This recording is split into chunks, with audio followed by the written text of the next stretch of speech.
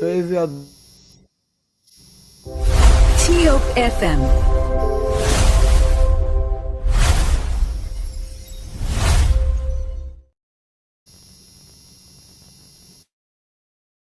our People Communication Incorporated, and you just listen to the program Cloud Reloaded, and we are now bringing you another, program, which of course your usual and regular informative program. I bet to D4, and I bet to D4 is your program that comes your way 6 days a week from Monday to Saturday.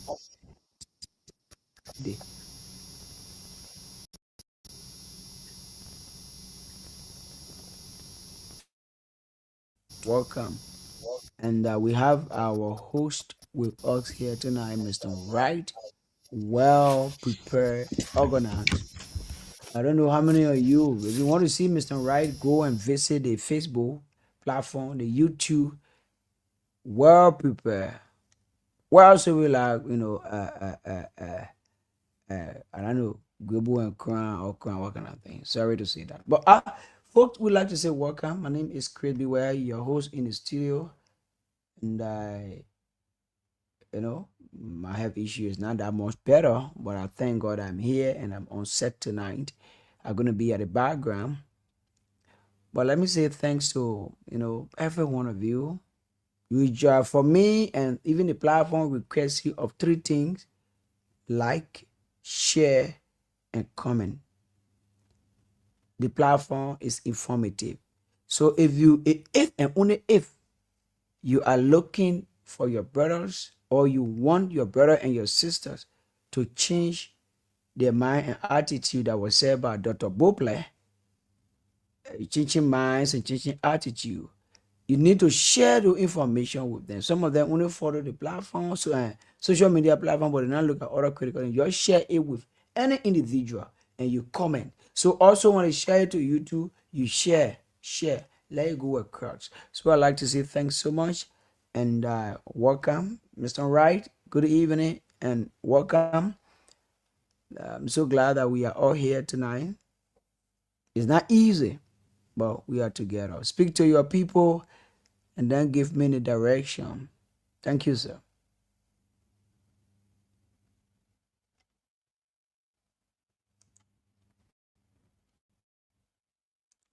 Mr. Wright, are you with us? Okay, so first, welcome.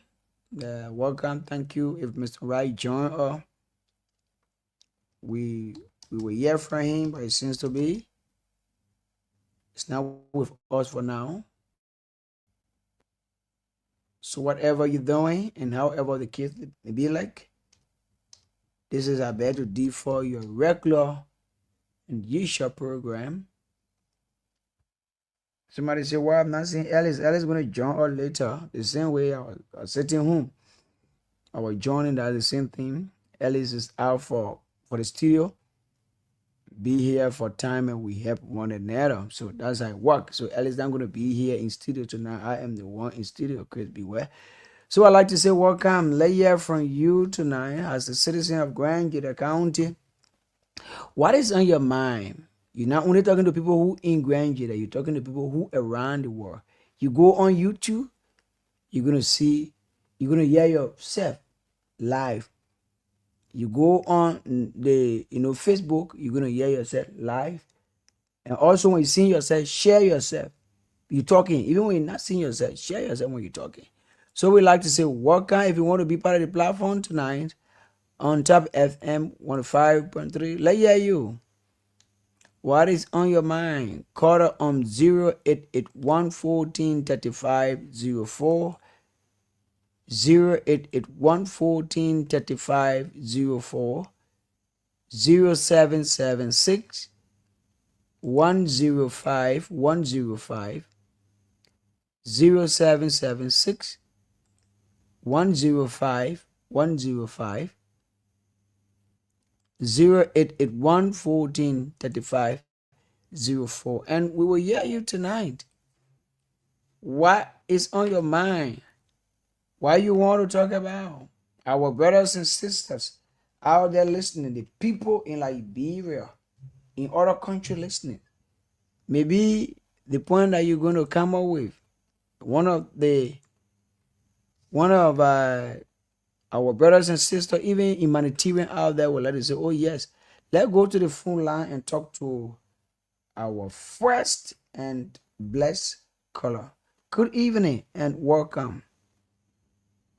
Yeah, man. Hello, man. It's Steven. I'm calling from San Kota, Steven. Stevie Yam, welcome, my dear friend and brother. Yeah. My question the afternoon to our missing brother again missing. Okay. We want to tell the local authority you have been in the country. We not be going in our different places. People be telling us, people who they engineers, every family people can lose in your country. So we come in also this more our petition to tell the country people in the country should be telling our lawmaker without what things happen in this country. We want our two brothers are missing. Is more. We come in also protest. My second question is only this afternoon to the church in this country. Mm. Socially, Baga can fix this country. And fight in this country is can to fight us in this country. So in all over the country, all over Liberia, also trust our brothers in this country. So we tell you, be comment, not in this country. They fix this country. So from now, we tell who will become president in this country. Thank you so much, Mr. Yam. Thank you for being part of the platform tonight. Our two missing brother, the two missing guys, the local authority need to work on the citizen coming out, and also again the drug issue. Thank you for being part of the platform. Layer you tonight on 0881 1435 04, 0881 1435 04, 0776 105 105, 0776 105 105. And I hear you. What is your take? You're following the activities in Liberia, the entire country. What do you want to bring on the table tonight? Your sisters and brothers that can't even, go on social media. They don't have big phone. They don't listen to radio. What do you have for them to say, oh, this is why it's happening? And you've been listening to various platforms from Grand Gedeh County. Call on 0881 1435 04, 0776 105 105. And you're going to be live. This is our bed to D4. I go to the phone line and talk to this caller. Good evening and welcome. Good evening, my brother. How are you, sir? I'm okay. Evangelist William Maulu. How you doing? I'm great by His grace. Thank you very much for recognizing me. May the Almighty God bless you. Thank you so much. This is what I want to say to we, the aliens and the foreigners on this land. If their own brothers is missing and they can't find them, what about we, the aliens and the foreigners that we are here? Our own will be zero. You will take your resident permit, it can't help you. So I want to plead with the aliens and the foreigners on this land. They should know how to take their footsteps. That the reason why we come here, we'll go back, that our family will see us. Because if two brothers are missing for about 2 to 3 months now, and the country authorities are there, and they can't find them. And everybody is living in a happy life. Then what about we, the aliens? Are you going to say because you have a resident permit? Are you going to say because you are a pastor? Are you going to say because you are an evangelist? No. We need to open our eyes that the reason why God brought us here will come to pass. Thank you very much. May the Lord bless you. Thank you so much, Evangelist. Thank you for being part of the platform tonight. Thank you so, so much. Where's our ox? Where's about the foreigner and the alien? If the indigenous, if the people who own the county, the people got missing and they are living freely, what's our ox? Be careful. Let's go to the phone line and talk to this caller. Hello. Hello, BY. Thank you for the recognition. What is your name? Where you calling her from? I'm Chris Jabba joining you from my city of residence. Hey, Mr. Jawa, let hear you, my dear friend, brother. Yeah, I want to say good evening to the peace-loving people of Grenada County. At the end of while, we start following the show because we want for the 26th celebration. Look, brother, if justice have to be done, let it be done.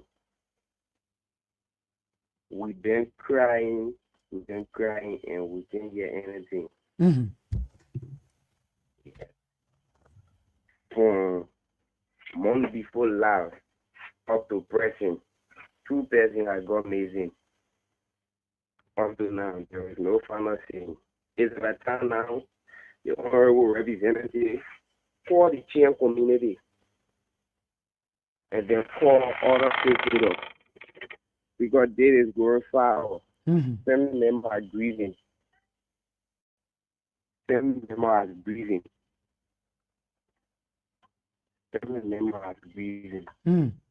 No benefit for the family member.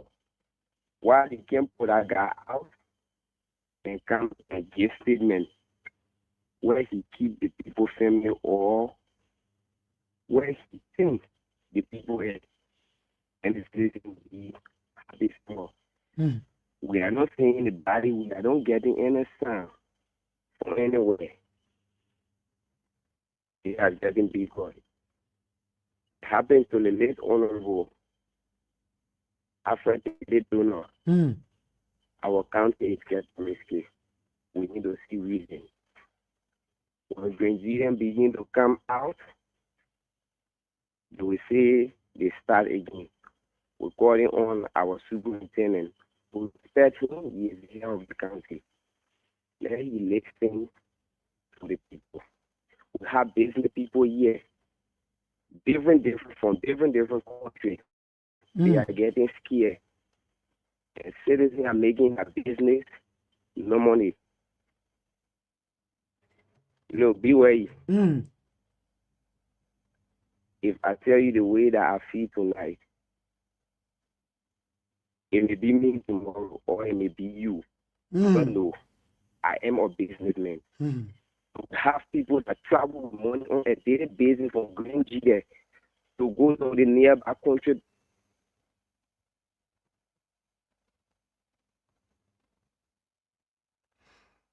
Mr. Java, Nisi, thanks so much. Hello? Yeah, I said thanks so much, my dear brother. Yes, I say we have She's on her way coming. She's gonna walk on her phone. go to the nearby country and buy goods. They are getting scared. Let the legislature come and give or report.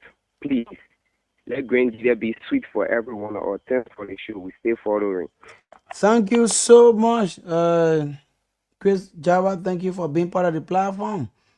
If you are there, let hear you on 088-114-3504-0776 105 and you're gonna be live tonight. I discuss Grand Gedeh, discuss Liberia, and the one global village we have, the world. Let's go to the phone line and talk to this cutter. Good evening. Good evening, Chris. Yes, sir. Rick Doe. Yeah. How you doing, my Uh, friend, brother? we bless God for life today. Mm. Uh, Thank you for the topic on our discussion. Thank you, my brother. You know, when something happens, the way you handle it and how you will get resolved. Mm. If you not handle it carefully, it will slap from you. Mm. And things getting worse in Grand Jeddah now. Grand Jeddah is getting dangerous. It is better if somebody got missing. It is better to find a body creeks. But the dangerous part is why now, 3 months, we don't ever to even get any information that related to the thing will bring positive result. No. It happened to happen, don't know here we cook in the street at the end of the day, we get back on our normal business. Today, other family grieving. But when you seeing it, other people saying that you accusing them falsely. But the way leader perform, according to the performance, you can analyze and say what you want to say about it. I talked the other time when 26 were coming. We said I would not have celebration. At the end of the day, here we saw people in the street while other families are grieving. Are we celebrating for the missing of our two brothers? Or what is celebration about? The representative who control the district king. At the end of the day, nothing. Nothing yet. To even say, Chris, yes, they are progressing. Nothing. So the only Chris, thing, hey, Yeah. the second to the last quarter that just left, it is only thing it is true. We now have Mr. to Newell, be can you try calling careful Chris? Then we got to get in how and you help me live again. and how you walk, my brother. Thank you, Mr. Chris, Ndoe. Chris. Thank you, Rick. Uh, Thank you for being part of the platform. Okay, Yeah, Mr. Chris. Wright, I'm While you're getting you. there, We're having caller on Okay, the but you got to line. Yes. respond when I'm calling you. Yeah, I was responding. Yeah, I said yes. Anyway, okay, so folks, we have the host here already. The host, Mr. Wright, and attending the flow over to him. Mr. Wright, it's up to you. Thank you so much, and Mr. Nubo, every one of you. Thank you. Thank you, Chris. And Dr. Zia, can you hear me? Hold on, call it in right? Last. yes, I'm hearing you. I'm hearing you. Do Am you I hear me? pronouncing it the right way?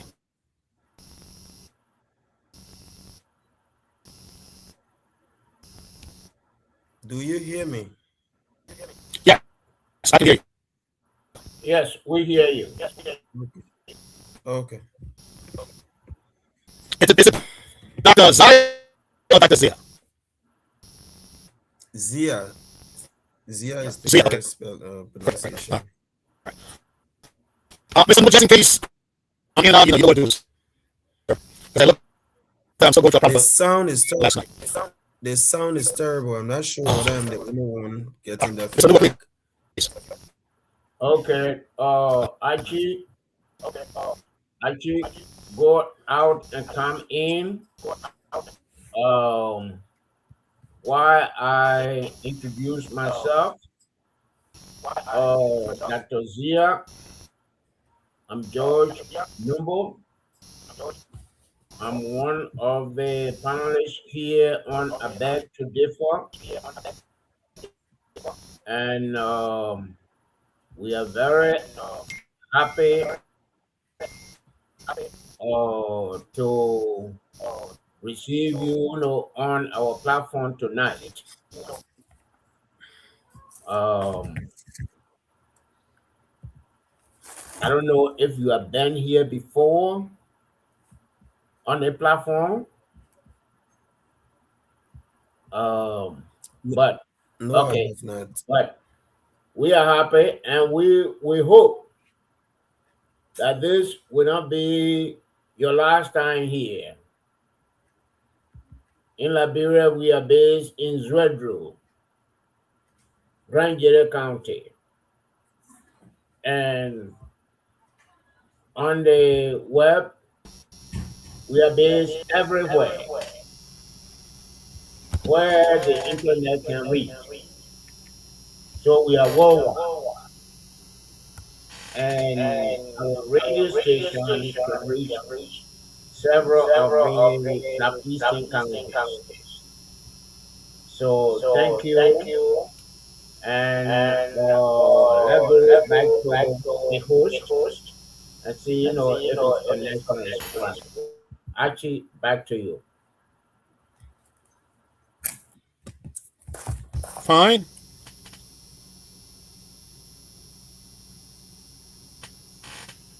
Okay. Fine. Go ahead. Okay. Great. All right. Dr. Zia, we're going to go straight into the program. It's good to have you. Mr. Nubo already welcome you to the platform. I also want to add my voice to that. Welcome to I Beg to Differ. It is our pleasure having you as our special guest tonight. Let me go. We have a bio here for you, so I'm going to start reading a bio, and I'm going to come around and hand it back to you, and then you're going to give an overview of what you guys do at the multi-sector level. And if any other information you can go ahead and add that, and after that, we're going to come around and ask questions. And then afterwards, we're going to go to the line, and then our listeners are going to call in and either make a comment or ask you questions. All right, so that's how we do it here. Once again, we want to welcome to our platform. Well, our guest has a very, very elaborate background. He's a man who loves education, I must say, just judging from his bio. And we are pleased to have him. The name is Dr. Moses Zai II, MD, MLCP, Psych, ICAP 1, Director of Mental Health, Ministry of Health, the Republic of Liberia. Dr. Moses Zia II is a distinguished Liberian psychiatrist and addiction professional, currently serving as the Director of Mental Health at the Liberian Ministry of Health. He holds a Bachelor of Science degree in biology and a Doctor of Medicine degree. In 2022, Dr. Zia completed his residency training, becoming the first homegrown psychiatrist and the inaugural graduate of the Faculty of Psychiatry at the Liberia College of Physicians and Surgeons. Additionally, he holds several professional certificates in leadership and management in healthcare management, global mental health, among others, from notable institutions at home and abroad.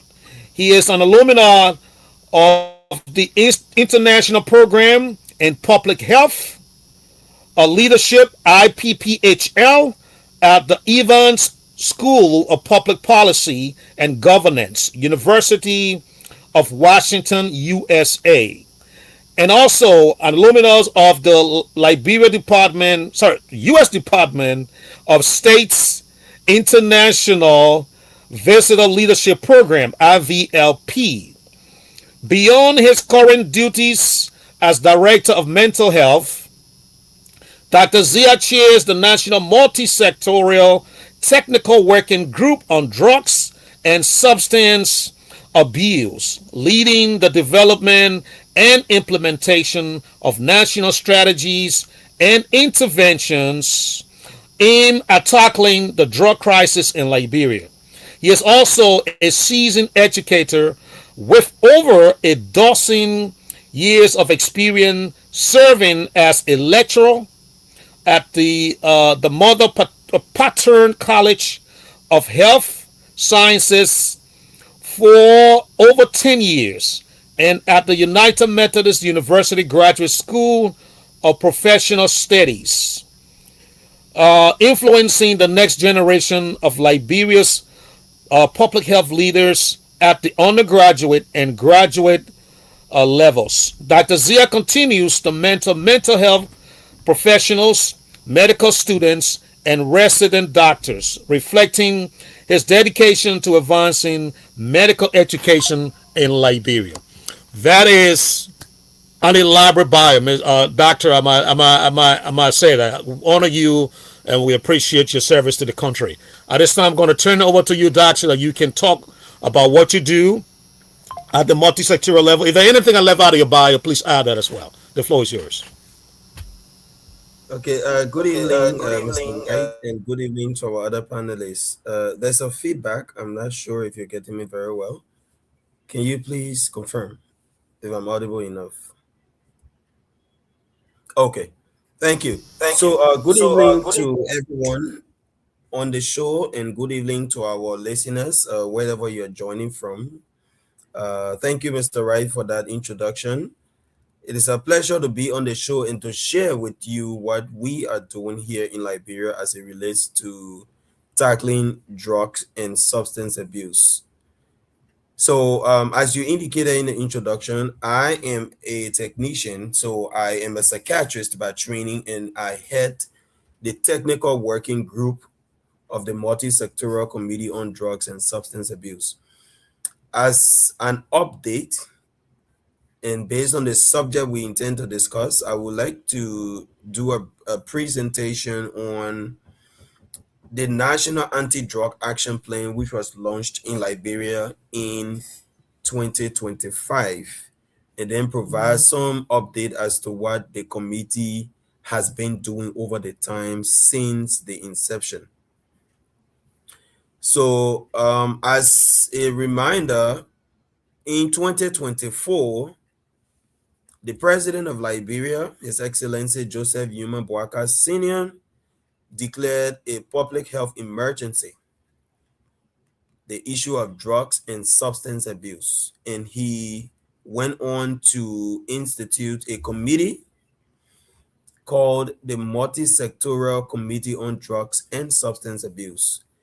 The initial pronouncement had 6 members on the committee, where we had the Minister of Health serving as the chair and the Minister of Justice serving as co-chair. So that means the Ministry of Health and Ministry of Justice, both of them provide leadership for the overall multi-sectoral committee. Some members appointed to the committee included the Ministry of Youth and Sports, the Ministry of Gender, Children and Social Protection, the Ministry of Finance and Development Planning, and the Liberia Drug Enforcement Agency. So those were the original 6 members that were announced by His Excellency President Boakai. Now, in 2024, when the committee, under the leadership of the Honorable Minister of Health, Dr. Louis Mpoto, when the committee convened, it became apparent that there were other very important stakeholders who were not originally announced by the president, but whose presence on the committee by default of their scope of work meant that we needed to expand the committee to include additional members. So under her leadership, the committee expanded to include additional agencies, including government ministries, agencies, and commissions. It also included civil society organization, as well as religious community and so forth. So the current membership of the multi-sectoral committee is way beyond the original 6 members that were announced. So in 2025 of August, His Excellency President Boakai reconfirmed his commitment to fighting drugs, and he then required that the fight against drugs should involve the entire society, or everyone. So he called for the whole of society involvement. So over the time, the multi-sectoral committee had been working in the back, and there are a number of things we've been doing. But one of the most cardinal things we did as a committee under her leadership was to develop what we call the National Anti-Drug Action Plan. If you want to tackle any problem, you have to plan as to how you want to go about this fight. So, under her leadership, the multi-sectoral committee developed a 5-year strategic plan. The anti-drug action plan is structured around 5 pillars.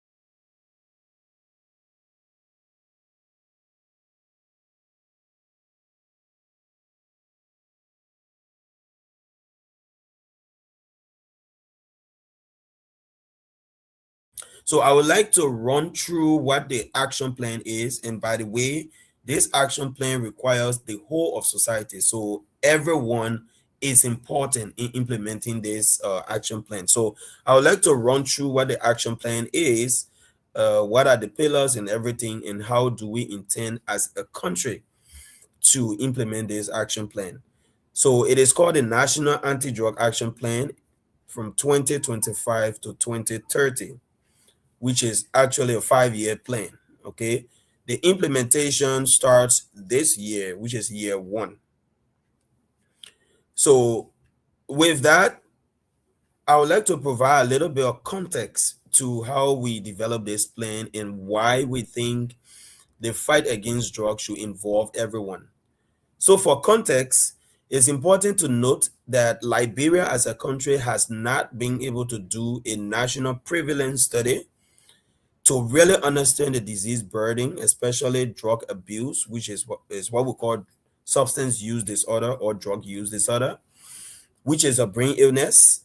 We have not been able to really understand the disease burden. However, in 2022, the UNFPA, which is the United Nations Population Fund, in collaboration with the government of Liberia, did a survey, and it was more of a mapping survey to understand what the overall picture looked like in Liberia, especially the issue about drug use.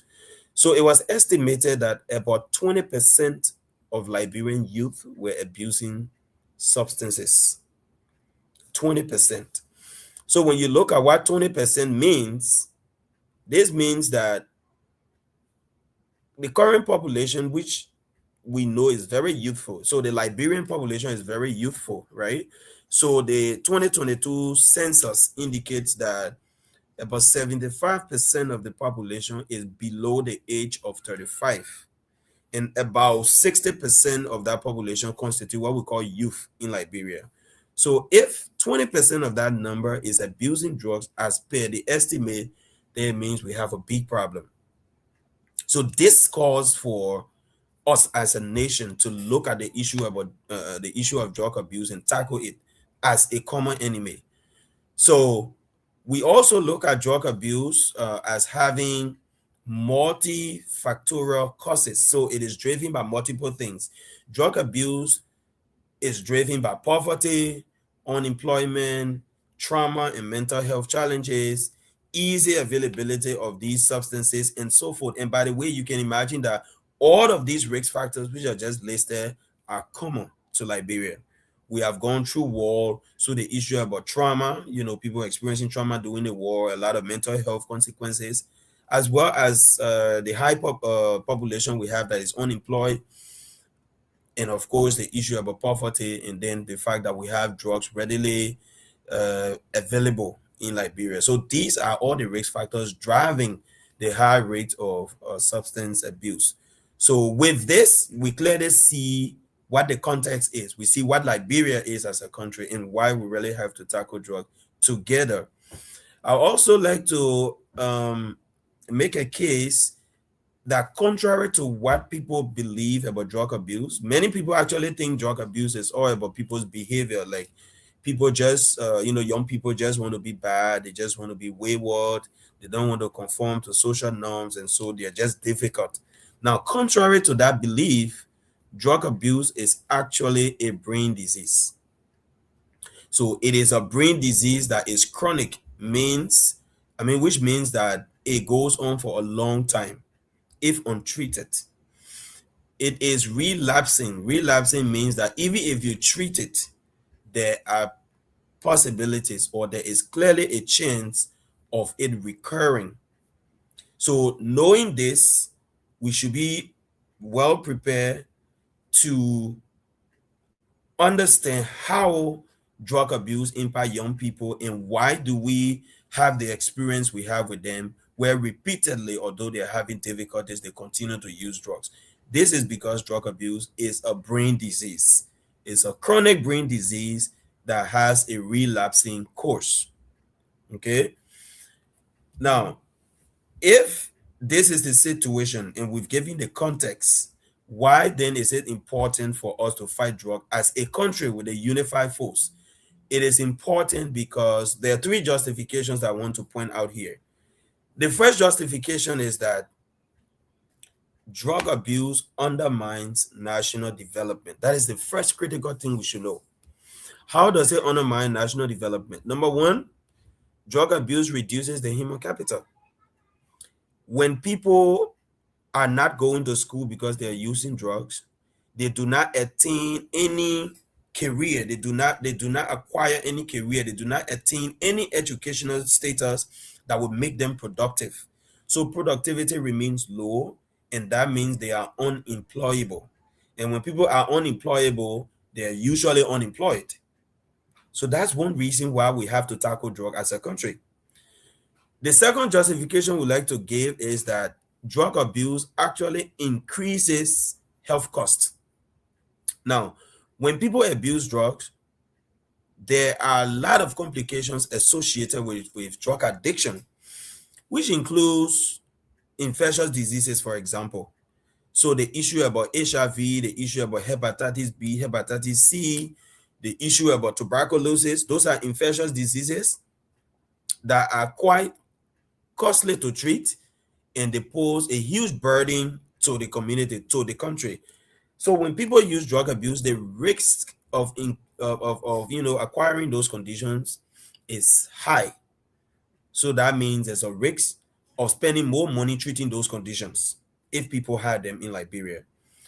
Additionally, there are other complications, medical complications, including some of what we see in recent times, especially among people who use kush. The issue about chronic wound. Many of them have chronic leg ulcer that they carry around for months to years. Now, treating one of those chronic leg ulcers takes several months. And if you look at the cost of dressing materials and antibiotics, for example, to treat one person with a chronic wound for several months is huge. That amount is huge. So, drug abuse actually increases the health costs. Beyond that, many times people who abuse drugs, they have instances of overdose and they can be rushed to the hospital. To reverse one of those overdose cases cost a lot of money. And the medications that are antidote to some of the commonly abused drugs in Liberia, they're super expensive and they are in fact not readily available in Liberia. Okay. So additionally, there can be serious mental health consequences or complications.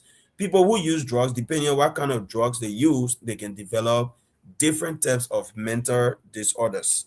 And treating mental disorders can also cost a lot of money because the medications are not inexpensive. They are expensive medications. So you see that the second justification is that we increase our health cost if we do not tackle drugs. The third justification we like to give is that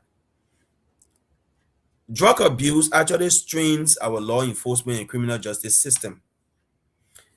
Now, if you check many of the prisons in Liberia, more than half of the people in prison are in prison for drug-related crimes. Either they are dealers or traffickers, or they are users and they went to commit other crimes like larceny, they went to steal from people, or robbery, or some kind of things related to drug use. So that alone also strains the criminal justice system. So imagine if you have drug users filling the whole detention centers and the prison. Now, when you have other people who should be prosecuted, who should go to prison for other, crimes, you can imagine that the prison is overwhelmed. And for example, here in Liberia, the central prison was built for, I'm told, for less than 500 people. But now it's overwhelmed. A lot of people in the prison. Why? Because a lot of drug-related cases are there. So drug abuse strains the law enforcement and criminal justice system. The limited resources are being used to run behind criminals who are abusing drugs or who are involved with drugs. That is a strain to the justice system. And then another point to mention is that drug abuse actually affects the nucleus of the society, which is the family. It causes disintegration of families, and that leads to issue about child neglect, school dropout, you know, and you can imagine what happens at the end of the day. When children are born into families that abuse drugs, child neglect is high. The issue about childhood trauma and abuse and all those things are quite common. The children are unlikely to go to school because their parents who are abusing drugs are not going to school. So you imagine that they also grow up in such an environment. What happens? The issue about intergenerational poverty continues. Nobody is actually getting further in education or in career or whatsoever. So at the end of the day, it really undermines the society from the very nucleus, from the family level. In families that have individuals or people using drugs, they go through a lot. Even if you do not have someone directly, someone may have explained to you what they go through when a member of a family starts to use drugs. So this is one set of justification we want to provide. This is just one set of it. And the summary of this justification is that drug abuse undermines our national development. The next justification I would like to give for why, as a country, Liberia should invest in fighting drugs is the fact that when we invest in fighting drugs as a nation, the return on investment is extremely high. Meaning, every amount we spend, we tend to get way more than what we spend when we fight drug as a country. So now there are a lot of evidence available that shows that when you fight drugs, you can actually get substantial yields or benefit in return. So let's look at a few of the evidence that have been shown. So for example, the United Nations Office on Drug and Crime, as well as the World Health Organization, they've told us clearly, and the literature is there, the evidence is available, that if you invest $1 in evidence-based drug prevention programs, you actually save up to $10 in future health and other costs. So that means the return on investment is up to 1 to 10. That is massive. Okay. Now, additionally, when you spend money on treatment and when you treat people who have drug use disorder successfully, you can generate anything from $4 to $7 in reduced drug-related crime and criminal justice costs. Meaning, if you spend $1 to treat somebody who has drug addiction, you get them out of the whole criminal justice system. Eventually, the money you save will be $4 to $7 in future costs that you would have spent on somebody who's in prison and go to prison, come outside, go to prison, come out. So you're spending $1, but you are saving a lot more in future costs that's related to crime, criminal justice, and the issue about social costs. So this is one justification that investing in the fight against drugs actually brings return. Okay, so at the end of the day, beyond just the monetary value, the benefit that the country gets is that effective treatment and rehabilitation program can actually restore individual health, because we talk about health, which is one thing we will spend on because they're abusing drugs, they have a lot of complications. So you restore their health, you restore their productivity. Many of them can go through vocational skills and become employable and actually contribute to the workforce. You can also contribute to good family life. You can restore people into the family and they have a better life going forward. And at the end of it all, you can convert someone from being a burden, who they are when they are using drugs, and you can make them to be contributors to the national growth of the country. So this is a return on investment, and this is something that justifies why we should invest in the fight against drugs. Now, the third justification I would like to give, the third set of justification will be the fact that the fight against drugs actually contributes to what we call the sustainable development goals. Now, as a global village, Liberia signs onto all these concessions and conventions and agreements globally.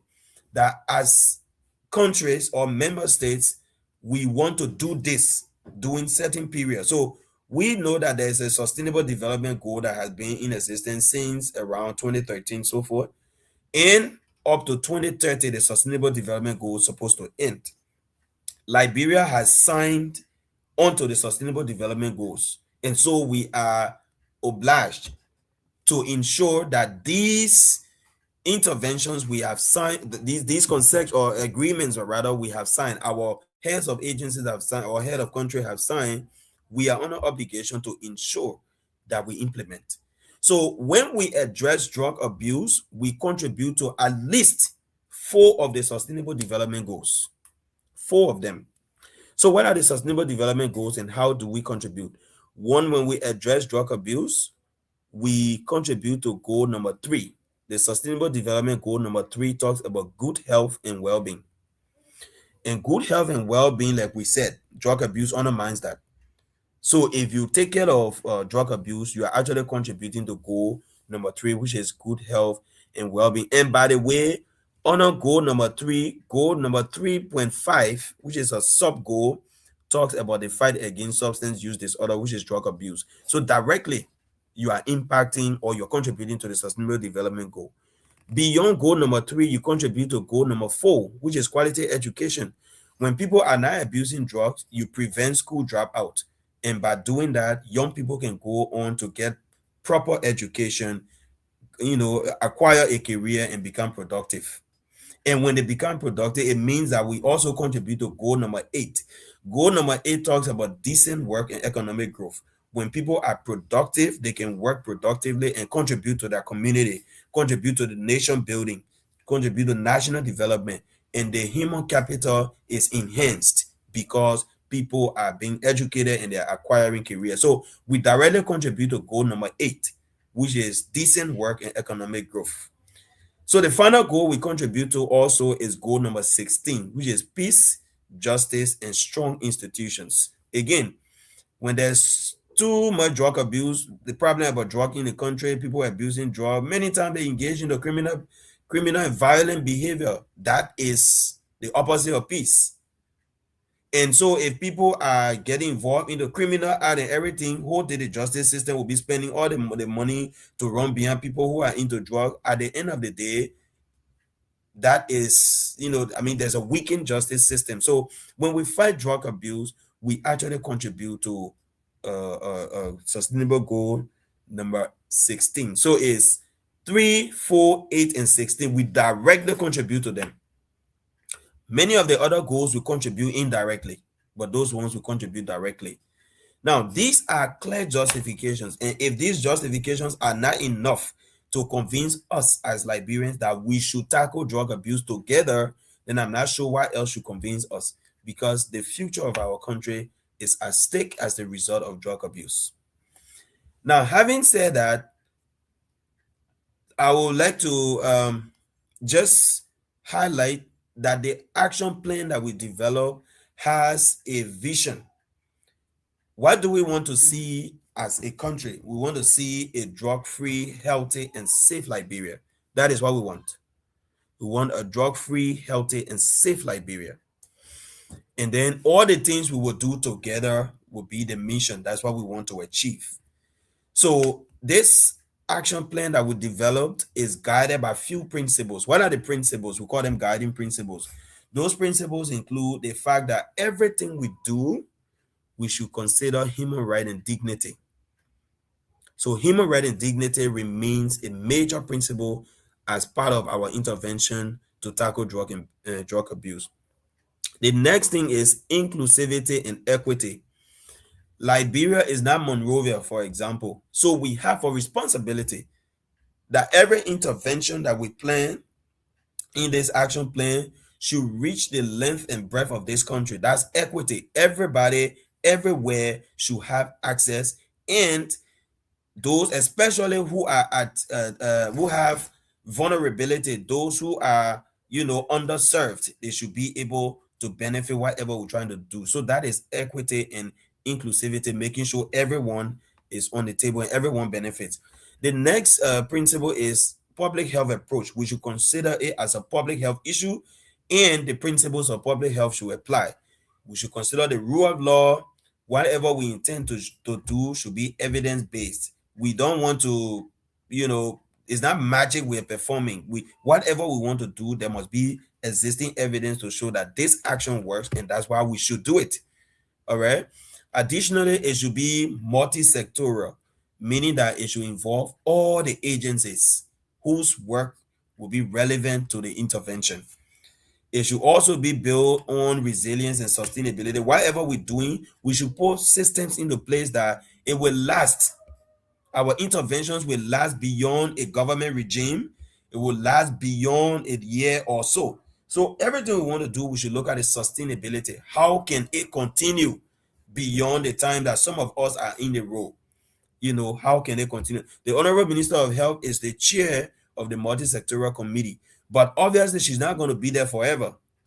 So when she has left, although she had this vision, she drove us through strong leadership to develop this plan, and we are implementing. But when she's gone, when she's no longer on the scene, what happens? We want this action plan to be sustainable. It should go beyond. And then, very importantly, it should involve community participation. When community own up to an intervention, chances are high that it can be sustainable and that it can be successful, because we are the community. So all of us should be a part. So these are very critical guiding principles that I just thought to highlight, that all of us have a role to play in whatever we do to fight drugs. Should really, really consider all these principles. Now, having said that, sorry, do you hear me? Yes, we hear you. Okay. Sorry, I got a terrible feedback. So now, what does this action plan contain in terms of the things we say we will do? So there are 3 pillars. We call them strategic pillars. What are those pillars? Pillar number 1 talks about drug demand reduction. And by the way, some of these concepts are technical, so I will really try to break it down so we understand, and I hope so far we're following. But the first pillar is drug demand reduction. What does that mean, drug demand reduction?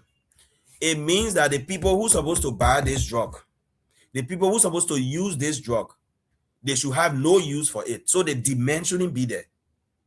And how do we do that? There are 2 priority areas there.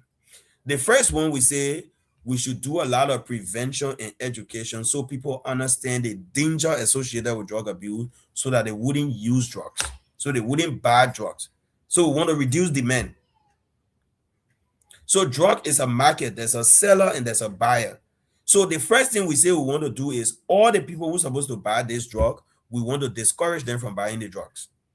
So that's why I said the first priority area talks about prevention and education. The second priority area talks about, the first priority area, so pillar number 1 has 2 priority areas. The first one is prevention and education, and the second one is treatment, harm reduction, rehabilitation, and social reintegration. This is about treating people who already are using drugs. Probably they just started, or they already been using drugs for a long time. We want to treat them so they can no longer continue using drugs. When they are no longer using drugs, they will no longer buy drugs. And when they no longer buy drugs, it means the demand for drugs will go down. Eventually, the supplier will get out of business because nobody is buying. So we want to do that. So all of that, those 2 priority areas fall under strategic pillar number 1. Strategic pillar number 2, which is the second part, talks about drug supply reduction. While it is true that we are trying to reduce demand, that is, we don't want people to buy drug and use drug, we also have to make sure that drug is not available for people to even think about buying it. So that talks about drug supply reduction. There are 3 priority areas there. What are they? Number 1, we say law enforcement and control. We have to do everything possible to control the availability of drugs. The second part talks about control and regulation of medical control substances and their precursors. What does this mean? In other countries, including the United States, currently they are struggling with what we call opioid abuse. Now, opioid, including fentanyl, is one of the very difficult drugs to treat. But the point is, opioids are actual medications. Many of the opioids are actual medication. They have medical uses, but because they have the risk of being abused, so they are tightly controlled. So in the US, one of their problems came as a result of a lot of prescription of opioids. So many people started using opioid for medical reasons and they got addicted to it. So by the time they got addicted to it, then it became a problem. When they didn't find the medical use or the medically prescribed opioid, they would go and buy some other things, some illicit drugs in the street that are also opioids and can also give them, a desired effect that they want. So now America is struggling with fentanyl and other opioids because people at some point in time had liberal prescription of opioids. What we want to do in Liberia is how well we can control the opioids, which are medical products, how tightly we can control them to make sure that they are not readily available and that people can start using them and become addicted. So that is the second, the second priority area under the pillar 2. Then the third priority area will talk about the legal and judicial reform. What do we want to do? We want to keep reviewing our laws, our drug law in Liberia. We review it in 2023.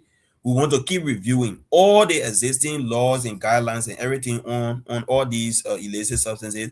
We want to keep reviewing and keep updating as needed so that we can tighten the restriction and make sure that we deal with the supply. All right. So that is the second pillar, and those are the 3 priority areas under there. For the third pillar, it is more about how we bring it all together to function. So the third pillar talks about governance, coordination, and evidence for decision making. So we want the fight against drug to be well coordinated. We want to have strong institutions, strong leadership, and then we should have evidence for everything we do. Research, data, they should inform all the things we say we want to do as a country. So that is the third strategic pillar. There are 2 priority areas under there. The first one talks about governance, policy, and coordination. And then the second priority area there is research, monitoring, and evaluation. So we just want to make sure that this whole thing that we say we want to do, we should do it properly. This is all we are explaining. Okay, so just to run through quickly and tell you what some of these priority areas are and what some of the interventions that we want to do include. For example, when we look at priority area number 1, let's start from number 1. We say we want to do prevention and education. So what exactly we say we want to do? We say we want to do community-based prevention program. As we speak, what are we doing? We are working with communities. We are having education in communities. We're having awareness. We are working with families in communities. So that's community-based prevention. A lot of education. We also are doing school-based programs, working with students, young people. So we say we will do that. It's a strategy. It's part of the things we are actually doing.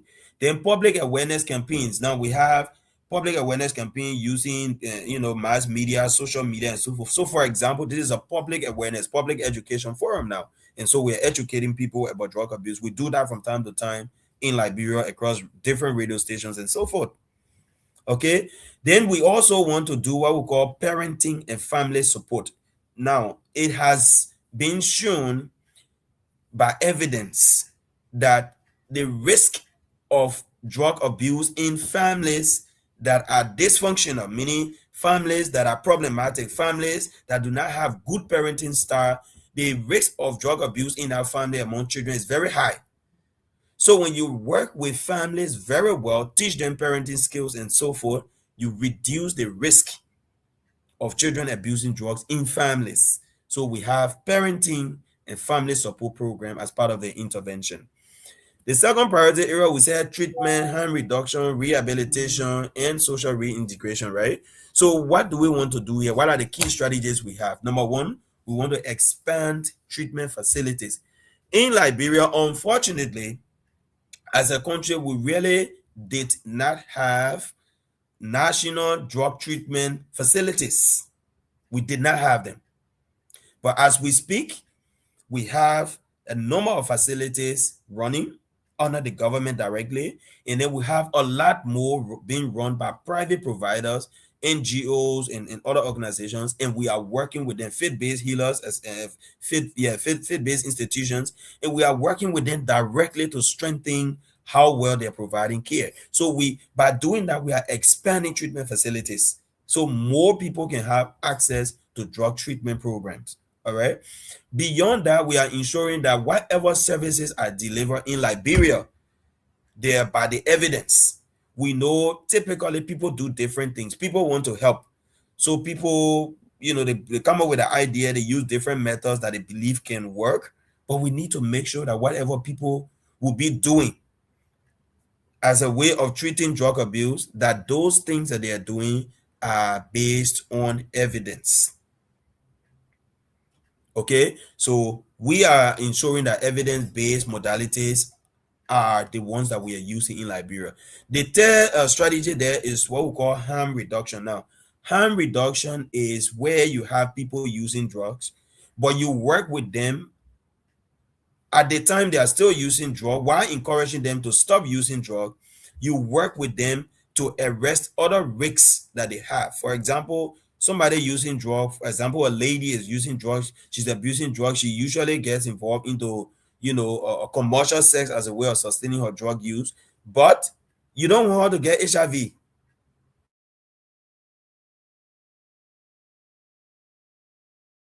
You are encouraging her to quit. You provide support so that she does not get HIV, for example, or she does not get hepatitis.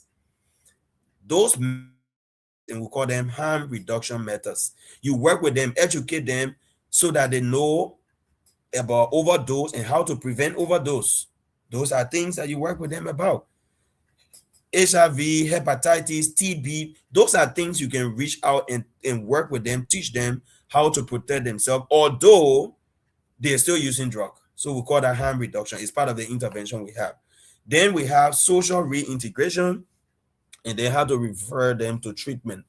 For the third priority area, we should talk about law enforcement and control. What we want to do, we want to tighten our borders, employ technology and anything possible that we can use to intercept traffickers. We need to do better. So some of the things that we've been doing, some of the plans that we have, for example, increase the number of people at the borders, have new deployment, rotate the commanders, because when they get comfortable in a particular space, a lot can really happen. So those are things that have been happening. We are tightening the border. And recently, for example, the LDA had additional manpower trained and they are being deployed and all of that. As we speak, efforts are being made to procure a lot of equipment. Some of these technologies that people are using at borders, many of these things, we need to get them so that we can tighten our border and we can be able to intercept drugs that's going in and out. Okay, intelligence gathering and collaboration. Again, drug, that we know drug most of the time is transnational. It's happening from different places. So you work with a lot of security institutions across the region and beyond, so that you can get intel in time and be able to intercept many of the interdiction we do. Many of the things we do to arrest drug is not LDA sitting there just knowing that people bring in drug. No, it is intelligence. So we want to strengthen our intelligence, how we are able to intercept, from information we receive. We want to also tackle organized crimes. Now, people who involve into drug abuse, they don't do that as only drug abuse. They get involved in money laundering. They get involved sometimes in human trafficking and so forth. So those things together, they are called organized crime. Many people are in the chain.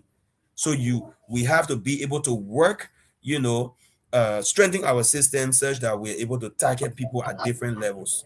All right. And then the next one on this priority area is what we call proportional enforcement. Proportional enforcement is wherein when we arrest somebody who has a small parcel of drug that was intended for personal use, how do we treat that person versus the person who trafficking, huge consignment of drugs? So it's proportional. That means the penalty you get for drug related offenses should be directly proportional to the gravity of the crime. So that's what we call proportional sentencing. So those are the strategies that we are employing, and those are the strategies that the action plan has clearly laid out that we should do. Priority area 4, which talk about the control of medical control substances.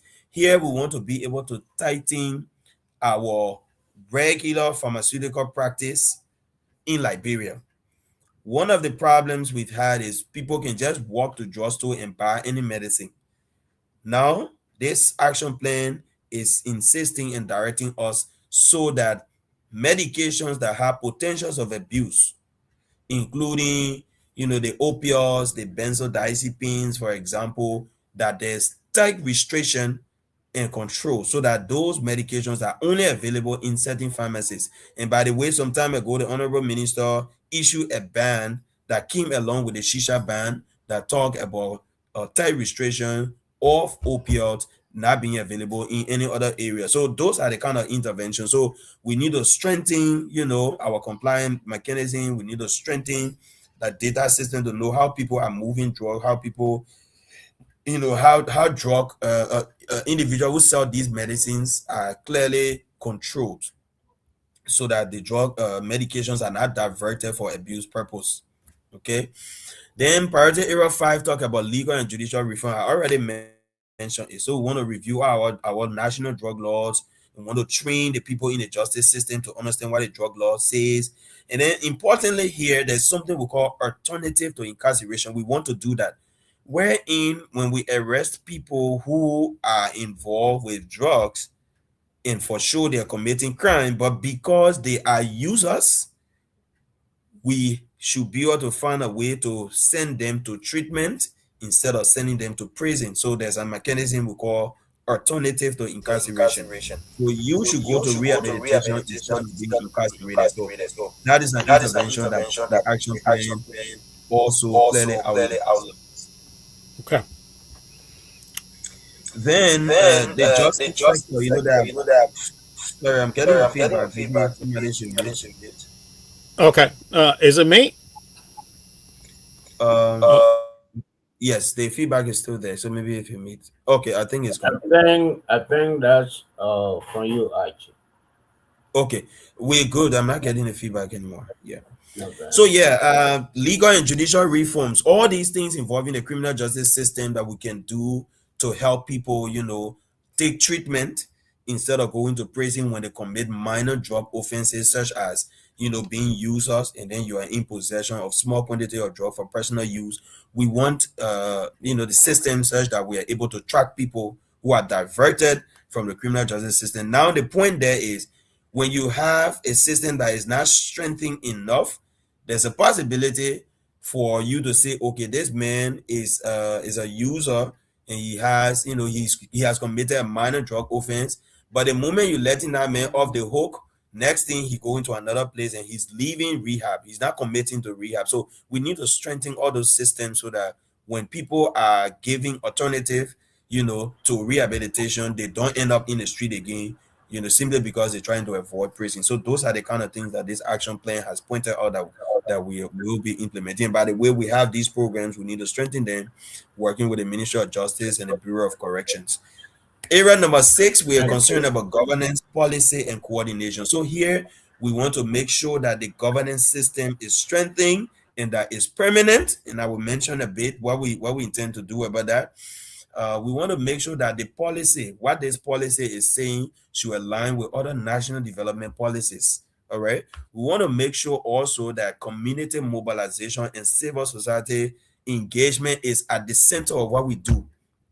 If you work in isolation of the community, your outcome many times cannot be what you desire because the community, which is the major stakeholder, is not involved. So we want to make sure that community mobilization and civil society engagement is key. Next thing, we want to ensure strategic mobilization or resource mobilization and financial stewardship. We need to find money to fight drug itself is a trade. There's too much money behind it. So those who push the drug trade forward, they have a lot of money. So if you want to counter it, you also have to really invest. So we need a strategic resource mobilization structure, and so that we are generating fund, but beyond that, when we generate this fund, we have actual prudent stewardship so that people who manage these funds are accountable. So we have to ensure all of that. We also need international cooperation and strategic partnership. You can't fight drug alone as a country. You need a lot of hands on deck, international partners and so forth. So those are things that we want to do under this priority area. Then finally, for the priority areas, we want to do research, monitoring, and evaluation. And I will comment a bit what work we are doing around that. So the key strategies include, one of the things we thought about is National Drug Observatory. And by the way, we are in the process of developing this now. We want a database, a national database that tracks every information we really need as it relates to fighting drugs. You know, how many people are arrested, how many people have been persecuted, how many people are indicted, those arrested, where they are, what is their current location. All those things, we want to have a database that will track it live so that we're able to follow. Next thing, we want to be able to do national surveys and research. As a country, like I said, we don't have a national, research or national survey that has happened before, that is really representative of the country. But as we speak, we are currently in the process. We've submitted for the IRB approval, and so that means a research is currently on the way for the first time in Liberia to be able to understand what the drug abuse situation is, the prevalence, what kind of drug people using, and all of that. So that's one major step forward that we're currently working on. We should be able to evaluate whatever we are doing. So impact evaluation is crucial. Again, you design a program and you implement it, you have to evaluate it. So we also have impact evaluation, and then reporting and accountability being major components of this fight against drug, or according to the action plan. So with that, how do we intend to implement this action plan? First of all, we said it should be multi-sectoral, meaning it should involve everyone. So broadly, we divided it into like 4 categories of people. So number 1, there's government institutions. So the Ministry of Health, Ministry of Justice, the Liberia Drug Enforcement Agency, the Ministry of Youth and Sports, Gender, Finance, Education, Ministry of Information. Now it's local government, Ministry of Local Government, Ministry of Agriculture, and so forth. So all these government ministries and agencies that have crucial role to play, they should all be part of the fight directly as part of the committee. The second set of institutions should include civil society organizations and community-based organizations. Civil society is very key. Like we say, they are the watchdog. They contribute a lot. They help with education. They help with stigma control and all of that. So they do a lot. So civil society is a part of the committee. The next is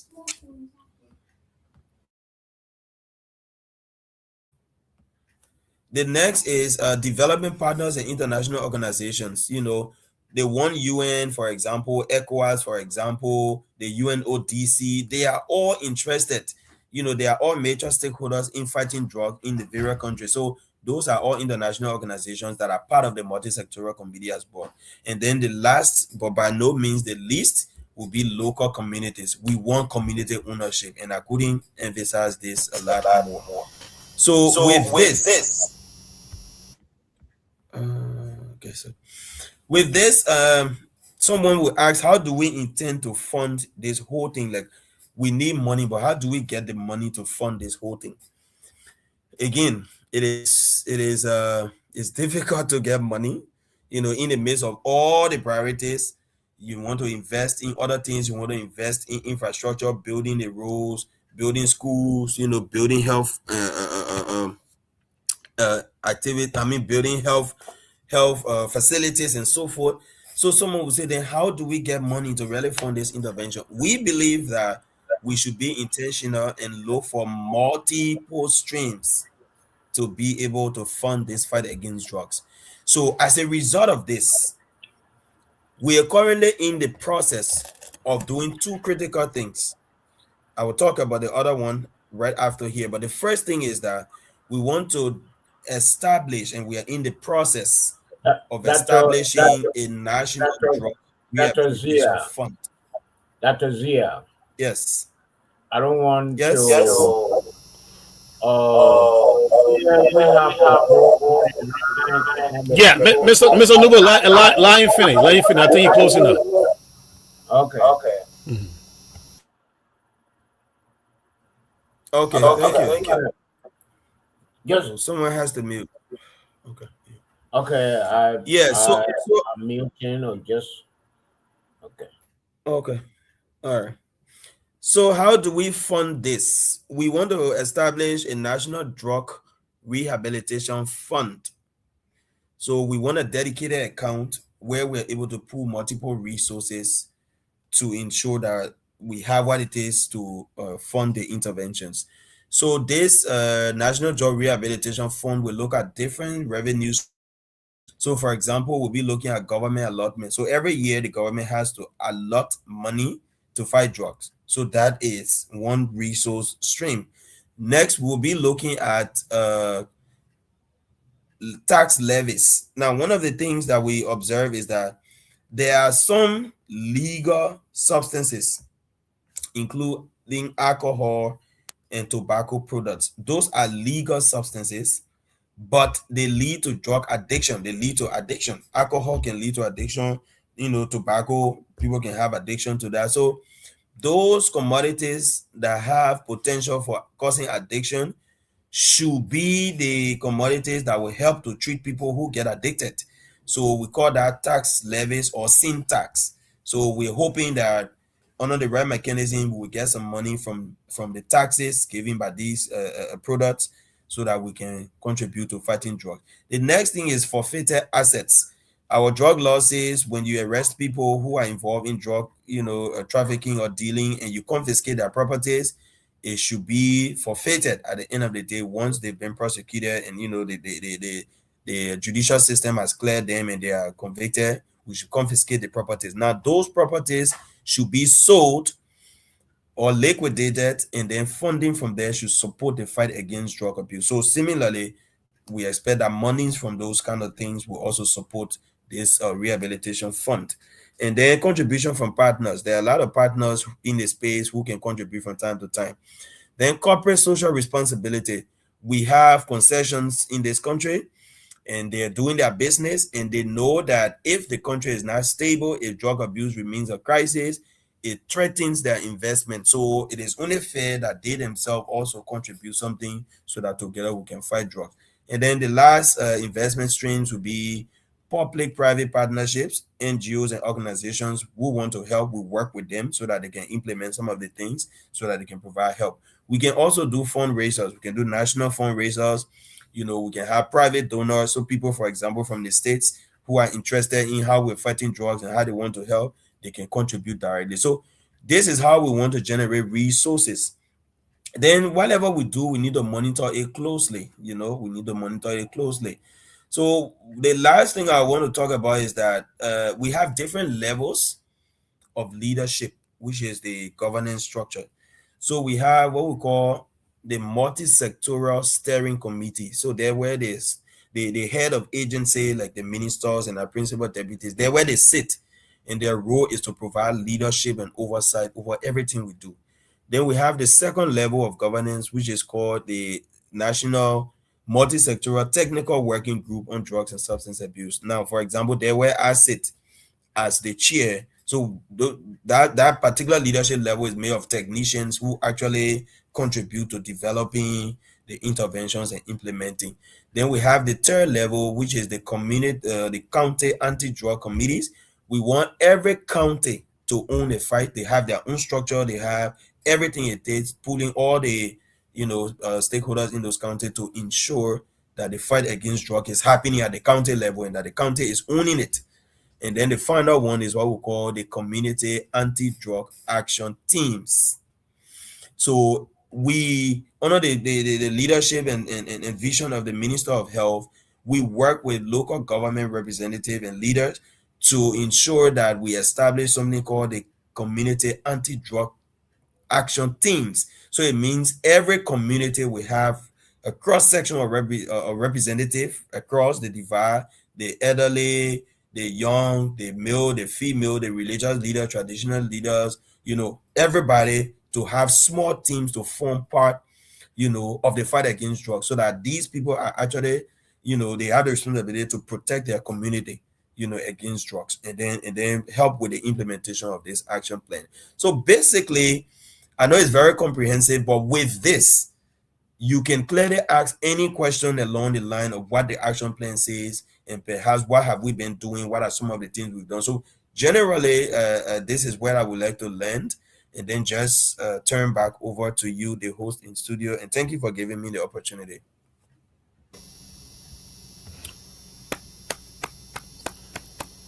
Thank you, Dr. Moses Zia the second. Let me applaud you for such a comprehensive, well thought out, chronological, presentation. I think you did yourself justice today. And to many of your followers who are in the comment section and cheering you on, I seen it on all Western Monrovia tonight, in the comment section. Welcome to the show, guys. You really love your bus. But yes, at this point, we do have it's almost 2 to 11 in Liberia there, and 2 to 7 p.m. here. So let's do the doc. We're going to go to the lines because I really want the people listening out there to participate. So let's go to the lines and take few questions, and then we're going to come back, and then you will engage with the rest of the panel. Chris, are you there?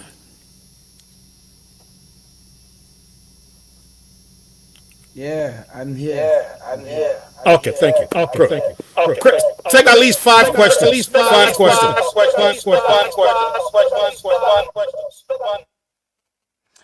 Okay, then, folks, we'd like to say thank you. Let's go to the phone line and talk to our first caller. Good evening and welcome, sir. Mr. Chris, beware. Yes, sir.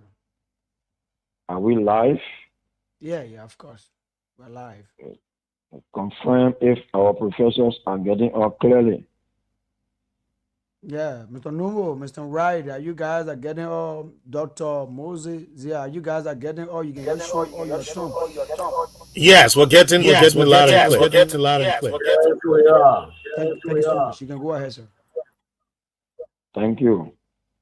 Let me say the pleasant good evening to all of our professors. Welcome in class. Again, they have demonstrated the high level of professionalism by bringing in one of Liberia's youngest doctor. I'm so proud of him in my comment section. I'm proud of him. Liberia is proud of him. Congratulations, sir. Here's my 2 questions quickly. 1, do you people have the prosecuting power? Take, for example, if one is being caught into the spider web by your team, as to whether you got prosecuting power. My second question would be, how do you support yourself in terms of financing? Is it from the government angle or from donors outside of governmental institutions? Because the institutions mean well for our people of this country, and it's possible for Africa at large. So whether you're being sponsored by government institutions or a donor that is not governmental institutions. Thank you. Thank you for having us. My name is retired Captain Emmanuel S. Doe, otherwise known as Medicatu. You don't force, but you compare to do us the right thing. Thank you, sir. Thank you. You don't force, but you compare to do all the right thing. Thank you for being part of the platform. Quarter 0881 14 35 04 0776 105. You're gonna be live tonight. 5 callers, 5 questions or recommendation or comment. You listen carefully too. Yeah, just what with the cartoon said. The youngest. I go on social media, go see the man. Young man. Yeah, Dr. Moses Zia the second. Quarter 0881 14 35 04 0776 105 105. 0881 143504. And let's go to the phone line and talk to this. We love the caller. You can call her back on 0881 143504, 0776 105 105. And you're going to be live 1 minute past the hour of 11 o'clock for Liberia time.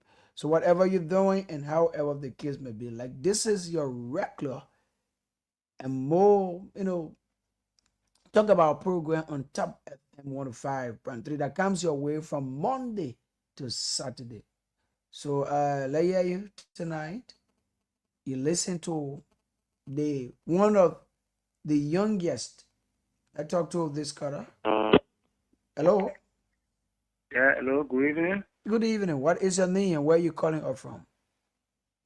I'm Michael J. calling from 2 Street. Okay. Let's hear you, Mr. Michael Gill.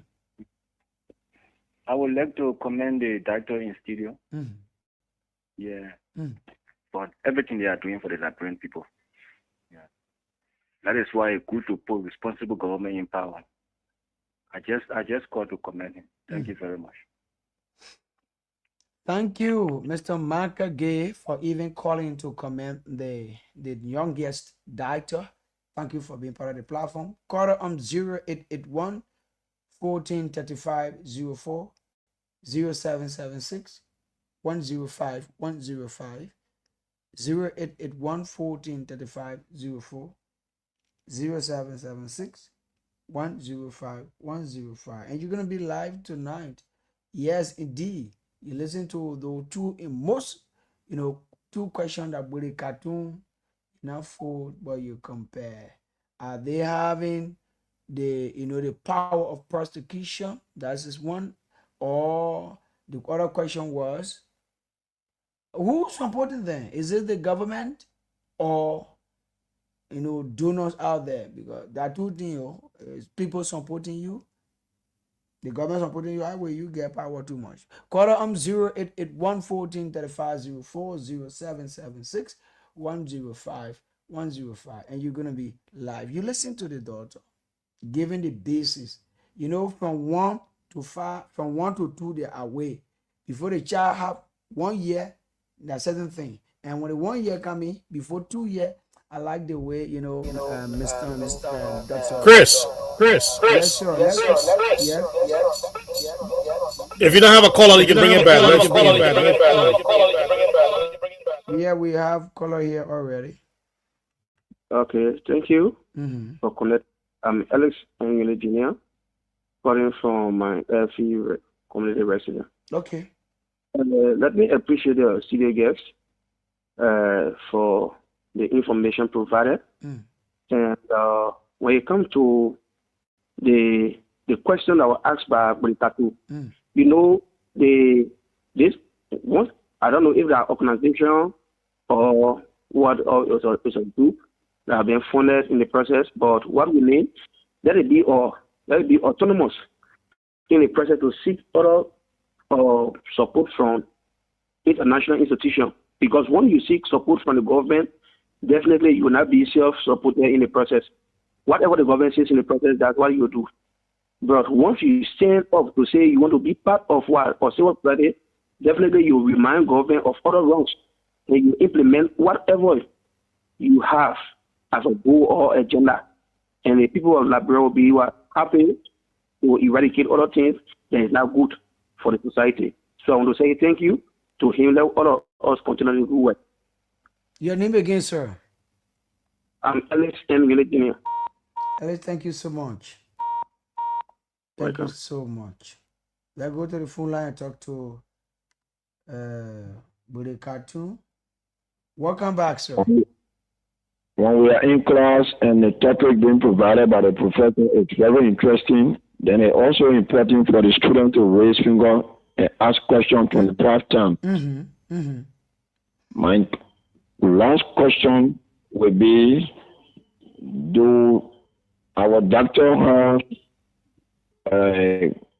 people assigned maybe in the rural counties? If yes, how do one get around them in terms of maybe giving them information, especially when it comes to illicit drugs activity? If they got people in the legal countries, if yes, how do one get around them? Thank you. But a cartoon, you not force, but you compare. Thank you so much. Thank you so much. We can get our last caller and go over to our panelists. Let's go to the phone line and talk to this caller. Hello. Yeah, good evening. Yeah, Mr. Emma Williams, let hear you. Yeah, thank you very much for that organization. I want to ask one question. Yeah, as a Liberian, what can we do today? How we can manage for the drug dealing in Liberia? And under what condition? Thank you. This is my way. Thank you. That's my question I want to ask. Okay. Thank you, Mr. William. Thank you for your question. As a Liberian, what can we do today and how can we manage when it comes to the drug issue? Thank you for that question. Mr. Wright, I think we can go over to you guys. Thank you so much. Thank you so much. Thank you so much. Thank you so much. All right. Thank you so much, Mr. Wool, Mr. Ware. Gosh. All right, and thanks to all of our callers tonight for being part of the show. I always say, sometimes I think it's too late for you, but you're always proving wrong. It's good. So, Doc, this is what we want to do. I would really appreciate you to keep the response very, very concise because I want to go around the table so the rest of the panelists can be able to engage you. All right. So let come to you so that you can be able to respond to the callers, and then we'll go around the table.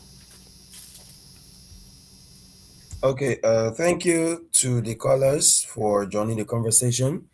Mr. Doe, quickly, let me look at your three questions. One, you asked whether we have the prosecutorial power.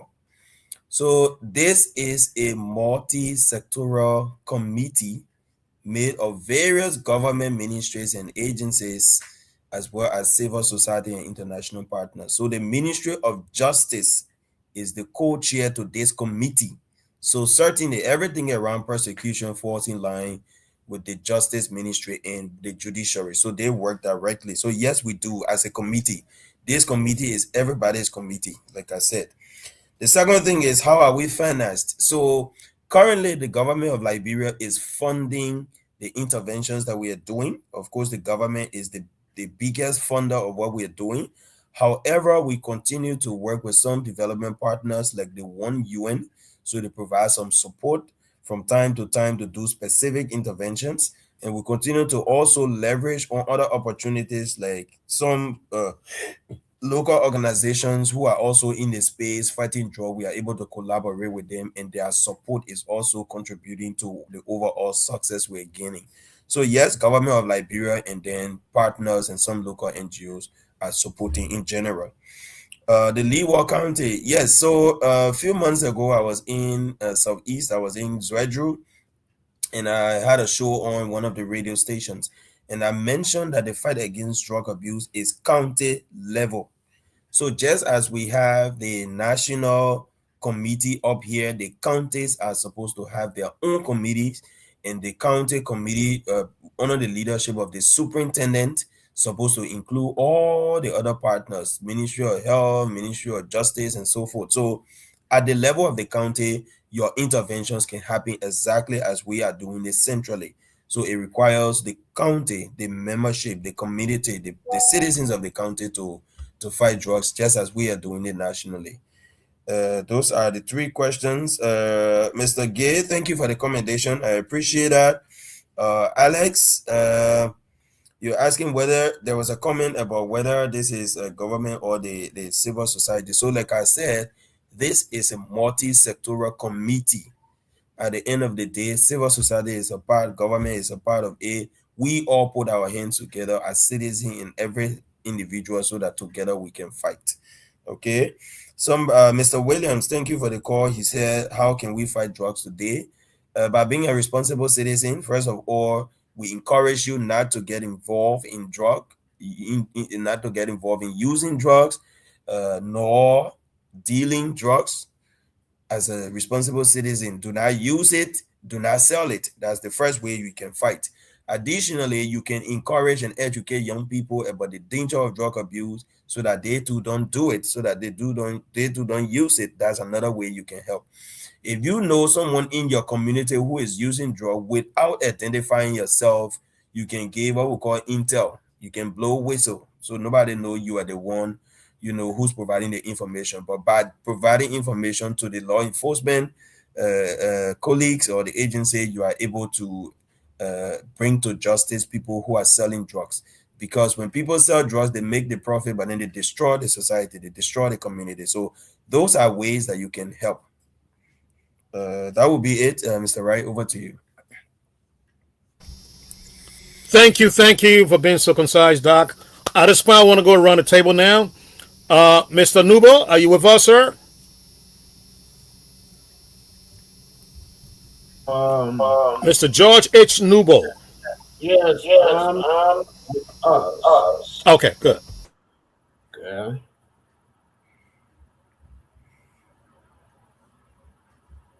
Oh, you asked if I'm with us, and I said yes, and I don't know if I have the flow. You do. Okay, thank you. Thank you, no, that Zia, for your presentation.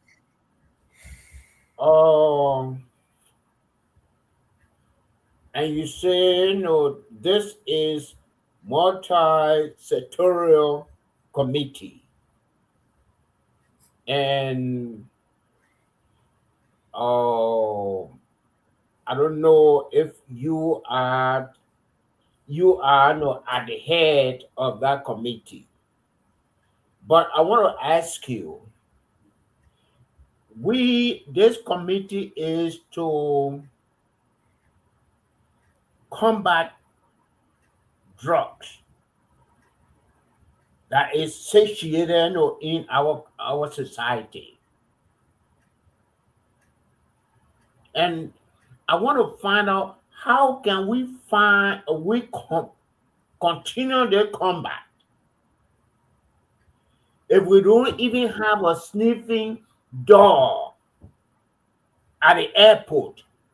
We don't have a scanner that costs maybe up to $400 to $1 million at the airport. Do you think we'll succeed? Because the drugs still coming in. We are not manufacturing it. And it looks like, from news report, it looks like we are a transit point. So if we cannot, I feel that if we cannot find out how the drugs enter Liberia, we will not. That's my question number one. How can we fight it if we don't have these things here? Number two,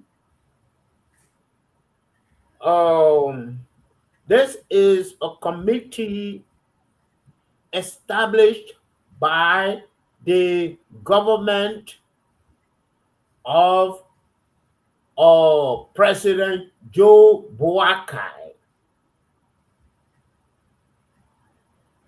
And our budget has gone to $1.3 billion.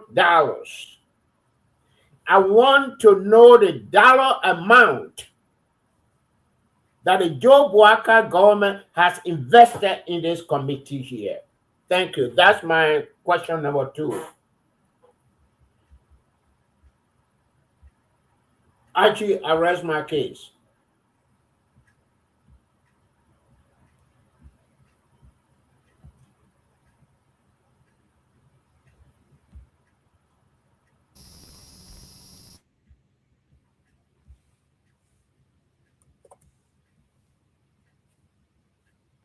Actually, you are muted.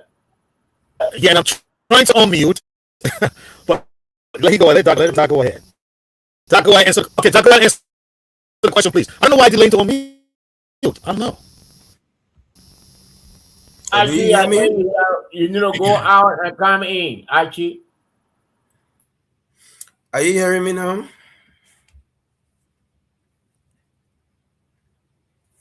Am I audible? Okay, thank you. Thank you. So, Mr. Nibo, thank you so much. Those are very important comments and questions and concerns for sure. So, I have just pasted in the comment section the link to this action plan that I've just discussed. I've just pasted in the comment section. So, the National Anti-Drug Action Plan clearly considers those concerns you have about very important instruments and equipment needed in the fight against drug, especially at entry levels or entry positions or points in our country. So when you spoke about the sniffing dog, you will see as one of the interventions in that action plan that we intend to establish what we call the K9 unit. The K9 unit is the sniffing dog that you mentioned, the security dogs. We clearly have a plan in this action plan. When you go to where you have the list of activities that we want to do, you will see it there. So indeed, we are in the process. We are going to get a K9 unit for Liberia, and we are going to establish it really soon. The second thing you talk about, scanner, very important also at ports of entry, the airport, the seaport, the major borders. As we speak, the LDEA, the Liberia Drug Enforcement Agency, is procuring scanners as we speak. And when you go there in that action plan, you will also see clearly that that is one of the activities we have. So we talk about investing in technology. So those scanners are clearly there. So for sure, you got it. You're spot on. These are things that are needed in the fight against drugs, and this action plan is clearly capturing those things, and we will work to get them with the right investment. The second part you talk about is the investment, the funding, the dollar that has been put into the fight against drug abuse. The national budget for Liberia is a public document. So when you go back from 2024 to present, you will see how much money has been placed in the budget directly that is intended to fight drugs. So in 2024, the Ministry of Health received funding for what we call mental health project. That mental health project means we need to build facility so that we can treat people. Now, when that facility is completed, by the way, we are building that.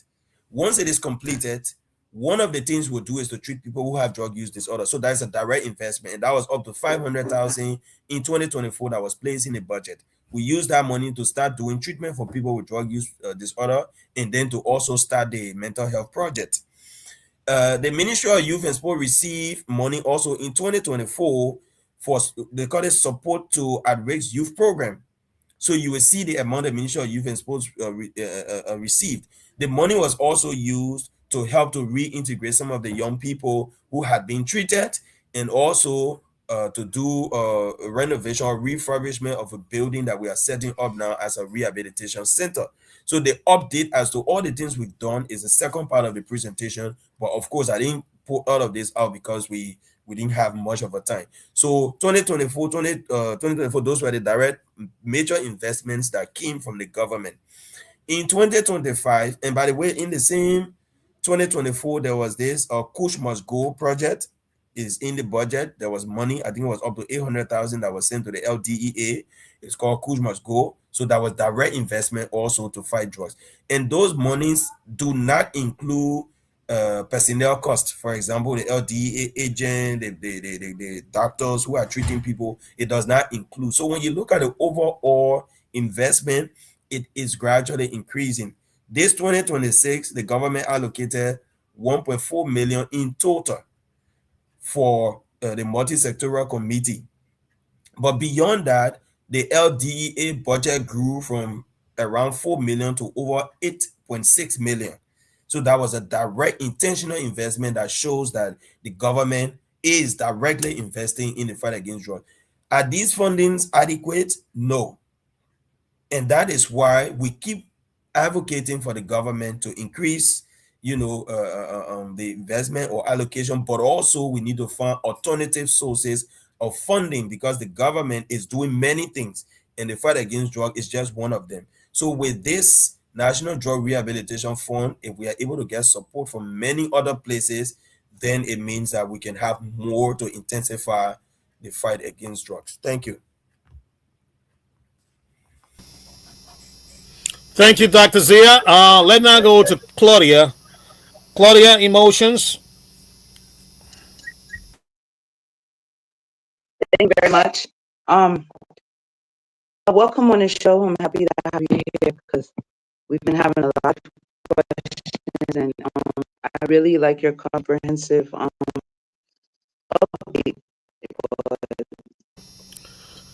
Claudia, you must have seen in the same bucket tonight again. You're breaking in very terribly.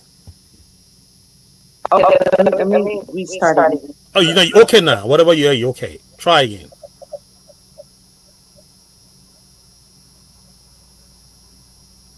Claudia, say something. Oh no. Okay. You gotta go in and out. You gotta go and come back. Thank you. Yeah. All right. Good. So, Dr. Zia, let me jump in. So I want to go back to some of the pillows and a lot of the things that you provided during your presentation. So give us an idea. You spoke of data, and I think I wrote that down. You said it's important to have data tracking, and I couldn't thank you for that. Because this is what I do, in my line of work every day. I track data. What are some of the methodologies you guys are using to track these data? So that, for example, like Belekatu, the retired captain asked the question, are we nationwide? And if we are nationwide, how can we interface with you and the committee, the inter-ministerial committee? And one last thing I want to add to that. So we're talking data. Give us an idea of because you spoke of a community that is healthy, a community that is not, suffering from drug use, because it has to do with our future. So people listening like to know me. I would like to know how many of our youth now. Give a ballpark. You don't have to be correct, but give us a number and a percentage, if you have that information, of the at-risk youth now that you guys are looking at, and how does that put the country at a greater risk? Thank you.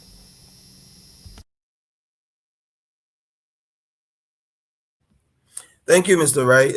Also very, very insightful concerns.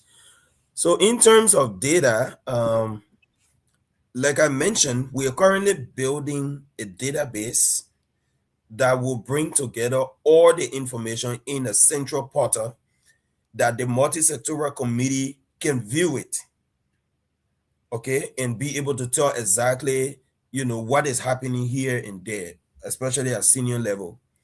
However, current information involving the different aspects of the intervention are currently resident with the ministry or agency that is involved. So, for example, the LDEA has its data of the number of people that have been arrested since the inception of this committee.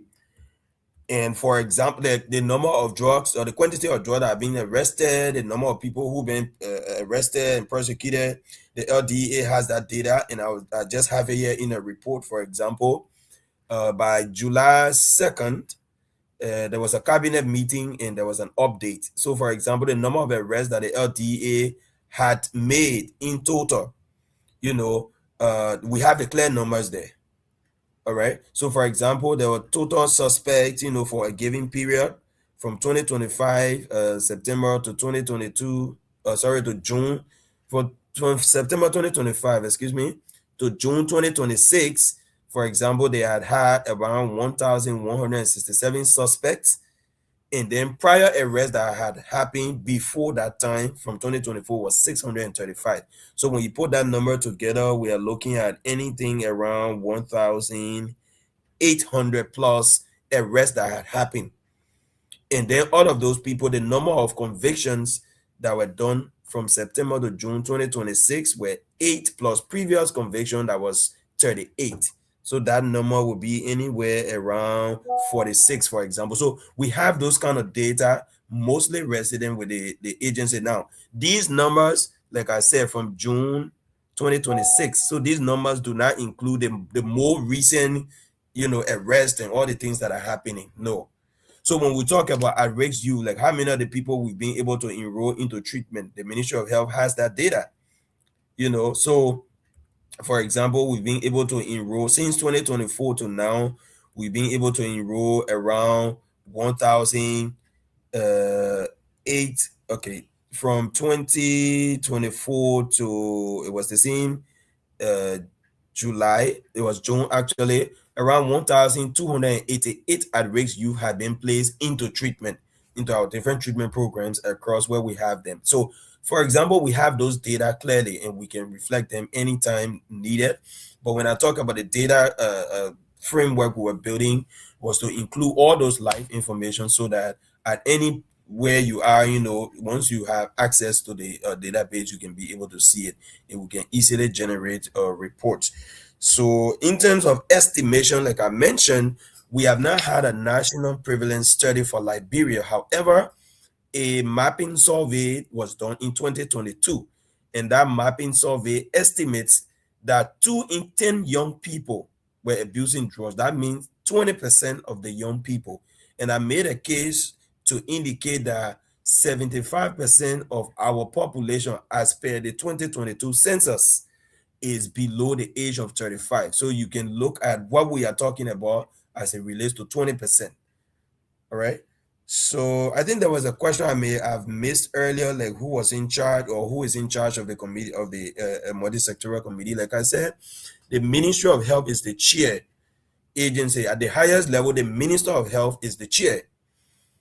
And then at the technical level, I, as a psychiatrist and head of the mental health unit at the Ministry of Health, I am the chair of the technical working group. So that is about the leadership. And then you mentioned how can people reach out. So we launched the anti-drug action plan in December of 2025. We have been rolling out, since the launch, we've been rolling out the plan to the different counties. And as we speak, the superintendents of the various counties have received formal communication from the Honorable Minister of Health, which I am following up now to ensure that the county level committee is established. Unfortunately for us, we just had a health conference for the last 3 days, and the superintendents were in attendance. So I met a number of them, and I've just reminded them about the letters that they received and how we can quickly set up the committee. So really soon, the counties will have their own committees. However, nationally, the committee can be contacted mostly through the Ministry of Health because this is the chair agency. We had some numbers, direct numbers that people could reach out to access, especially if there were treatment related issues you can access. The LDA also has numbers that are hotlines and you can reach out, but we are currently trying to get a toll-free number that people can use, to contact anytime, maybe to refer a patient for care or so. So I hope that answered the questions you ask. Absolutely. Claudia? Okay, can you get me clearly now? Yes. Okay, good, Yes. perfect. So again, doctor, thank you for appearing on our show today.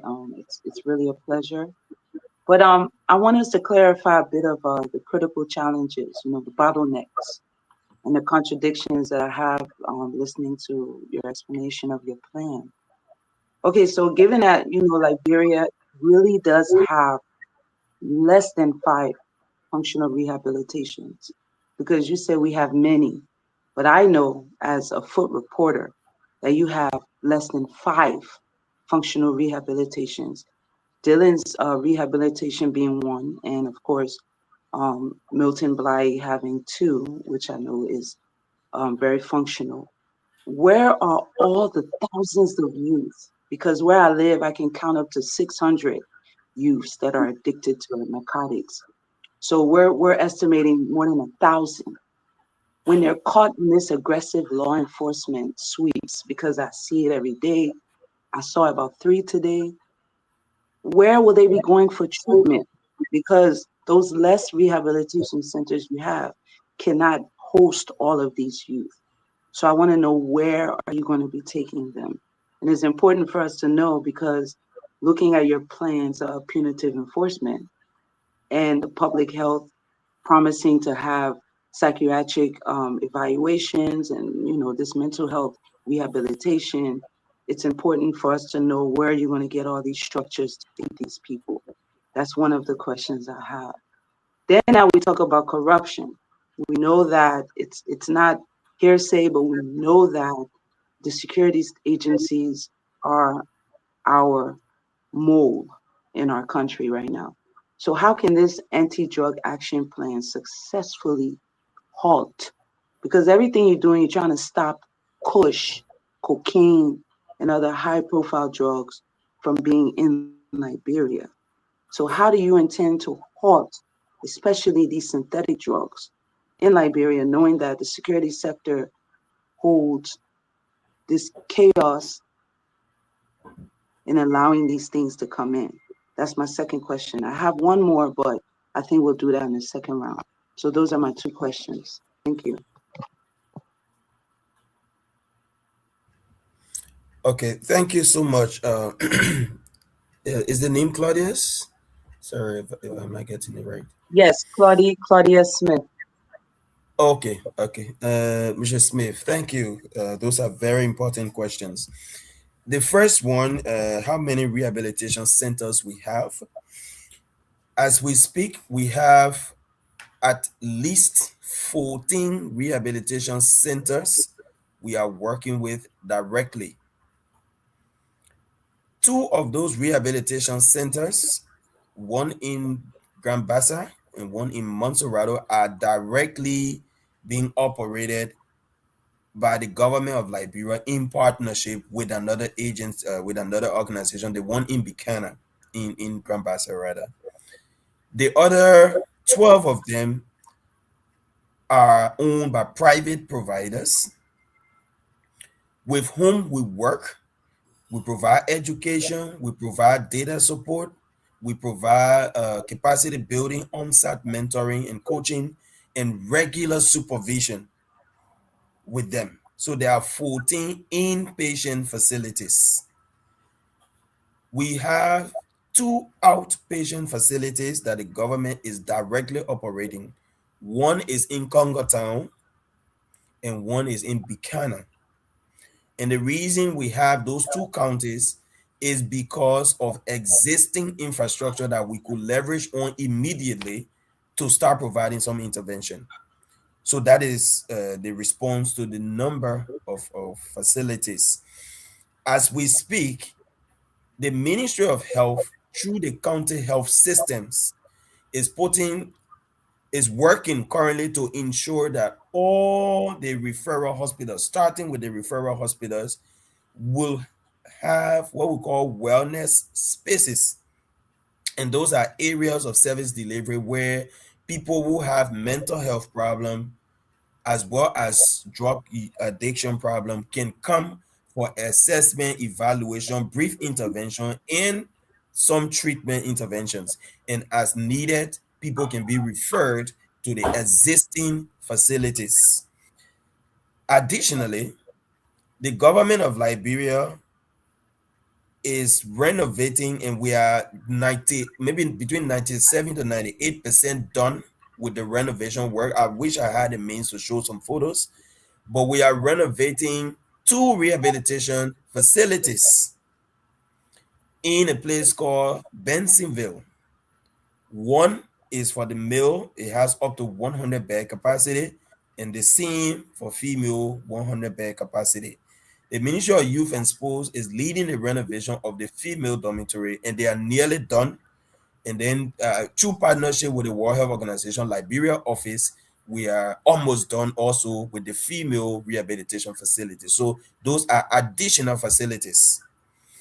We have a current operating facility at the El Tropa RC in Johnsonville. When we converted the area meant for refugees, We converted it into initially a temporary holding center, and eventually we started operating it as a rehabilitation facility because we had a surge of individuals leaving the street when the LDA was really massive with the rate, and then we had to put them in treatment. So that is what we have in terms of facilities. And a bigger one, like I said, we are building a national referral hospital, which is a national neuropsychiatric hospital that has the capacity of up to 350 beds when completed. This one is not only for drug addiction, but it's a national referral hospital for mental disorders in general. But then substance abuse treatment will also be included. So that is it about facilities. And like I said, the goal is to expand. So through the county committee, every county will identify existing infrastructure that we can put together, that we can renovate, we can get up and running to do more treatment. So where are people being treated? People are being treated in those various facilities. But the four facilities, two outpatient and two inpatient centers currently running directly with the government of Liberia, people do not pay money to go there. So we support the feeding, the clothing, the medication, the payment of staff, everything. The government of Liberia is funding that. And then in partnership with an organization called the Mother of Light, we are doing the one in Buchanan directly. So that's just the update. Now, this means that we need to expand the treatment access more. And that's why we are renovating, we are building additional infrastructure. So hopefully we should be able to commission additional, rehabilitation centers to house more people. Now, the other thing about, a lot of the guys are in the street, what happened, where do we carry that? Now, one of the critical things we should understand is that drug abuse treatment is a very complicated process, and treatment depends on the individual. It depends on the individual. So now you see a lot of people in the street, they're in the ghetto, they're in the cemeteries and all of that. You cannot physically force them and take them to any facility. They will not stay.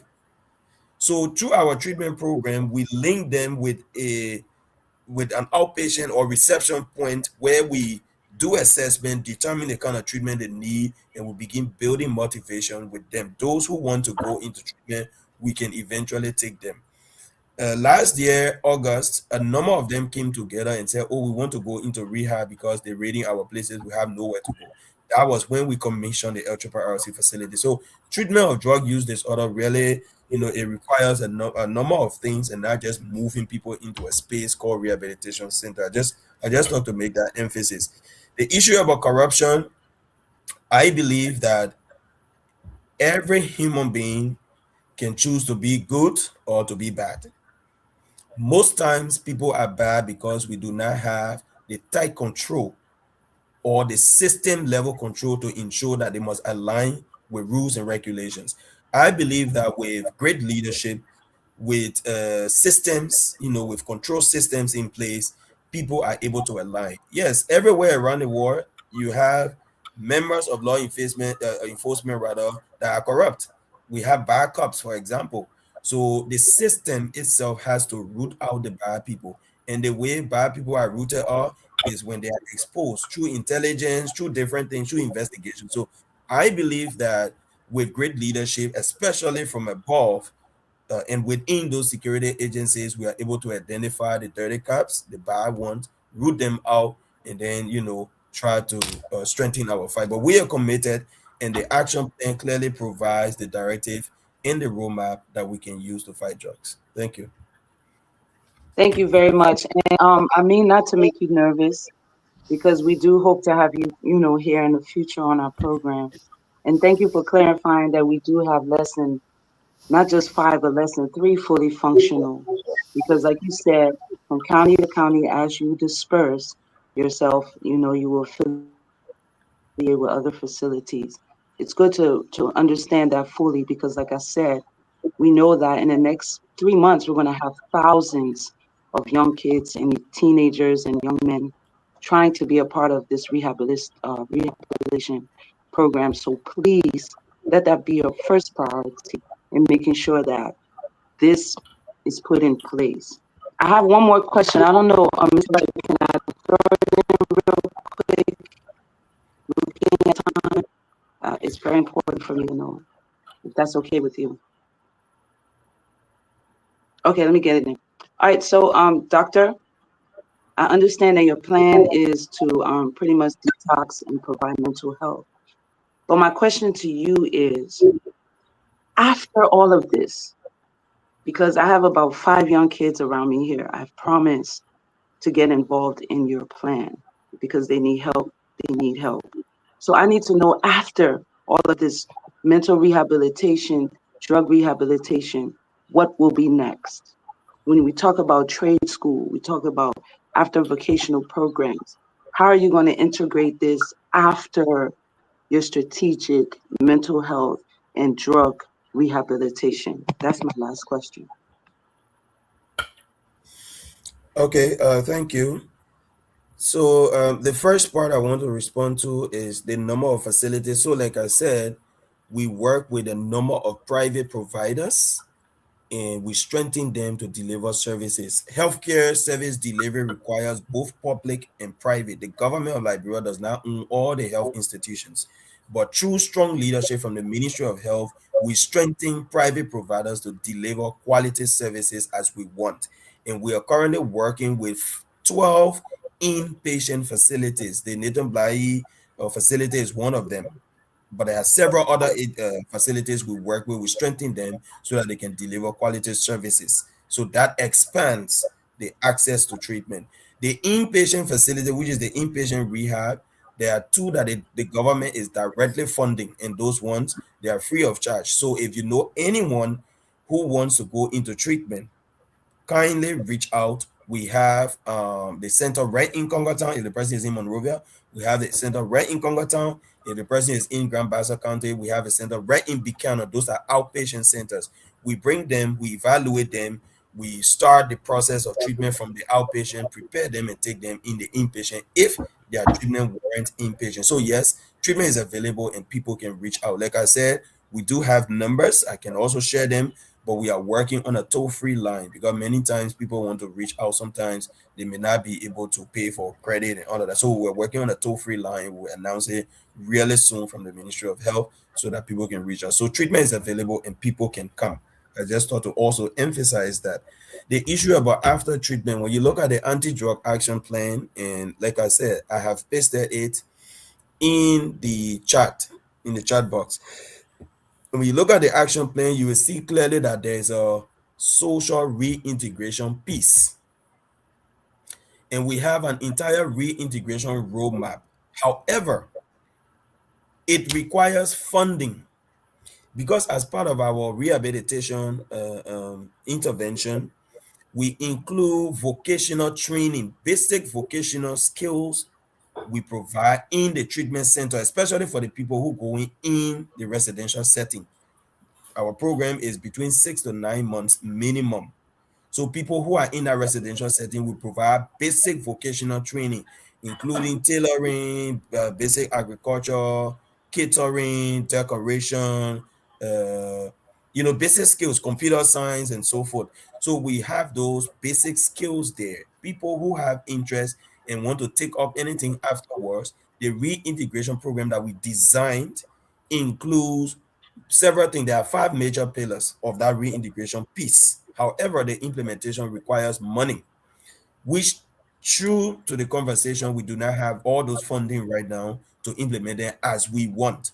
So the first part of it, when people are treated, the first part, basic social services. Some people do not have homes. They've been in the street for a long time, relatives that are willing to take them back. So those kind of people, when we talk about basic social services, housing, which we call transitional housing, is clearly in the plan. We need to provide transitional housing where people can stay for about a year after rehab if they have nowhere to go. And then we got to provide basic support like food and other basic things, so that they can be able to find their feet. So that is the first part. The second part is medical follow-up. So when people are done, they don't just leave the rehab and go. They must be linked to the clinic, to the outpatient center where they provide continuous support going back over and over based on schedule, weekly, bi-weekly or so that they can receive the support. The next thing is vocational skills development. Technical and vocational education and training is part of what we want to do. Those who want to go into TVEC activities, we should be able to link them. And as we speak now, the Ministry of Youth and Sports is linking those who already provided rehabilitation for. They're linking them to a TVEC training. Then those who want to return to academic setting, they through the existing government institutions, we also have the plan clearly that they can go back to academic institutions. And then family reintegration is the other piece. So it doesn't matter what the situation is. Those who have families, by the time they are entering treatment, our social workers are working with the families to see how their reintegration can happen after treatment. Those who do not have families, as they are in transitional homes, sometimes they have families, but the families are not ready to take them back because of all the trauma they went through and all of that. So we continue working with them. So those are the five major pillars. And then by the way, the last one that has to do with economic empowerment. Economic empowerment. So that's another piece we have. But again, when you look at the plan, you see all of them there. And we are now actively mobilizing funding to be able to implement them. Government funding is there. We're working with some, but we need to do more, especially looking at the number of people who should get this support. Thank you. Thank you too. Thank you. All right, Mr. Thank you so much. Yes. Mr. Louis, I'm going to put that before we actually call the Dr. Clover. Mr. Mr. Wright, Mr. Wright, Mr. Wright, please go out and come back. Go out and come back. Can I hear me? Please go out and come back in. Go out and come back in. Okay. Okay. Mr. Actually, Dr. Zia, you talk about $1.4 million invested currently in a program by the Liberian government. And yesterday, the centers you talk about, they exist in Montserrat County and Obasa County. Are these counties the only counties in Liberia? And besides that, this is under the umbrella of the Ministry of Health. So how you will go to Grand Gedeh County and call on the supervisional structure the committee or the program? I believe, isn't it your responsibility through the Ministry of Health, through the county health team, to establish branch of this committee in every county? Thank you. Okay, thank you, Mr. Nebo. Again, very important concerns. The first one I have to say is when we are starting interventions, especially interventions that we do not have all the resources for, you always do a pilot phase. You start somewhere and then you expand. So I mentioned that those two facilities were selected because of existing infrastructures. All right, existing infrastructure. In Grand Bassa County, there's an NGO we work with called the Mother of Light. That NGO has a facility that was existent. So we partner with them. We provided the support so that they can have a fully operational and then take in people for treatment. There was an existing infrastructure. So we leverage on it. That is it for Grand Bassa. In Montserrat, the El Triple RC facility that I mentioned was commissioned and was converted into rehabilitation center because we had a surge of individuals who needed to be taken in quickly. Initially, we set it up as a holding center. Then we converted it and started providing treatment. I'd also mentioned that in Montserrado County, we are currently building infrastructure for the purpose of taking in people for treatment. However, we are working with counties through the county leadership to ensure that what we are doing nationally is replicated at every county level. When I mentioned the superintendent, I said he will oversee or supervise or provide oversight for the county anti-drug committee. In actuality, the county anti-drug committee is headed by the county health officer and is co-chaired by the county attorney, which is a direct representation of the national committee where you have Ministry of Health as the head and Ministry of Justice as the co-chair. Why did we ask the superintendent? Is because the superintendent is the head of executive in the county, and all the agencies, all the government ministries and agencies in those counties are directly under the supervision of the superintendent. So his role is to bring them together to establish the committee, but the head of the committee is the county health officer. And when you look at the document that I pasted in the chat box, you will see clearly the action plan has the different levels, the multi-sectoral committee, the county committee, blah, blah, blah. With the term of reference and the composition, everything that I'm mentioning is there, and you can look at it that the head of the county committee is the county health officer. So now, through the county, they can identify infrastructure, which abandoned building can we renovate, which space is available that we can invest and be able to build a rehabilitation center. All of those things now can really happen at the county level with the national government support. I hope that Thank, answers thank you concerns. very much. Now we are in month number 8 of this year, Mhm, and the government has invested $1.4 million. mhm. Um, how much of that money is spent on Bassa and Maserati, and how much do you people intend to spend on the other counties, the counties you call leeward counties? So the funding that comes in, first of all, I did not say the money has come. I said there's a budget. The Okay. national budget is $1.4 million. Mm-hmm. And as a committee, this is a multi-sectoral committee. So Ministry of Health, Ministry of Justice, Ministry of Gender, Ministry of Youth and Sports, Education, everybody feed into that. And part of the work we do, remember I listed all the interventions. We are doing prevention work, we are doing treatment, we are doing infrastructure, we are doing many things. Mm-hmm. So per year, there's a clear plan as to what to do. Under the leadership of the Honorable Minister of Health, in year one, which is year one of this plan, we are investing a lot into infrastructure.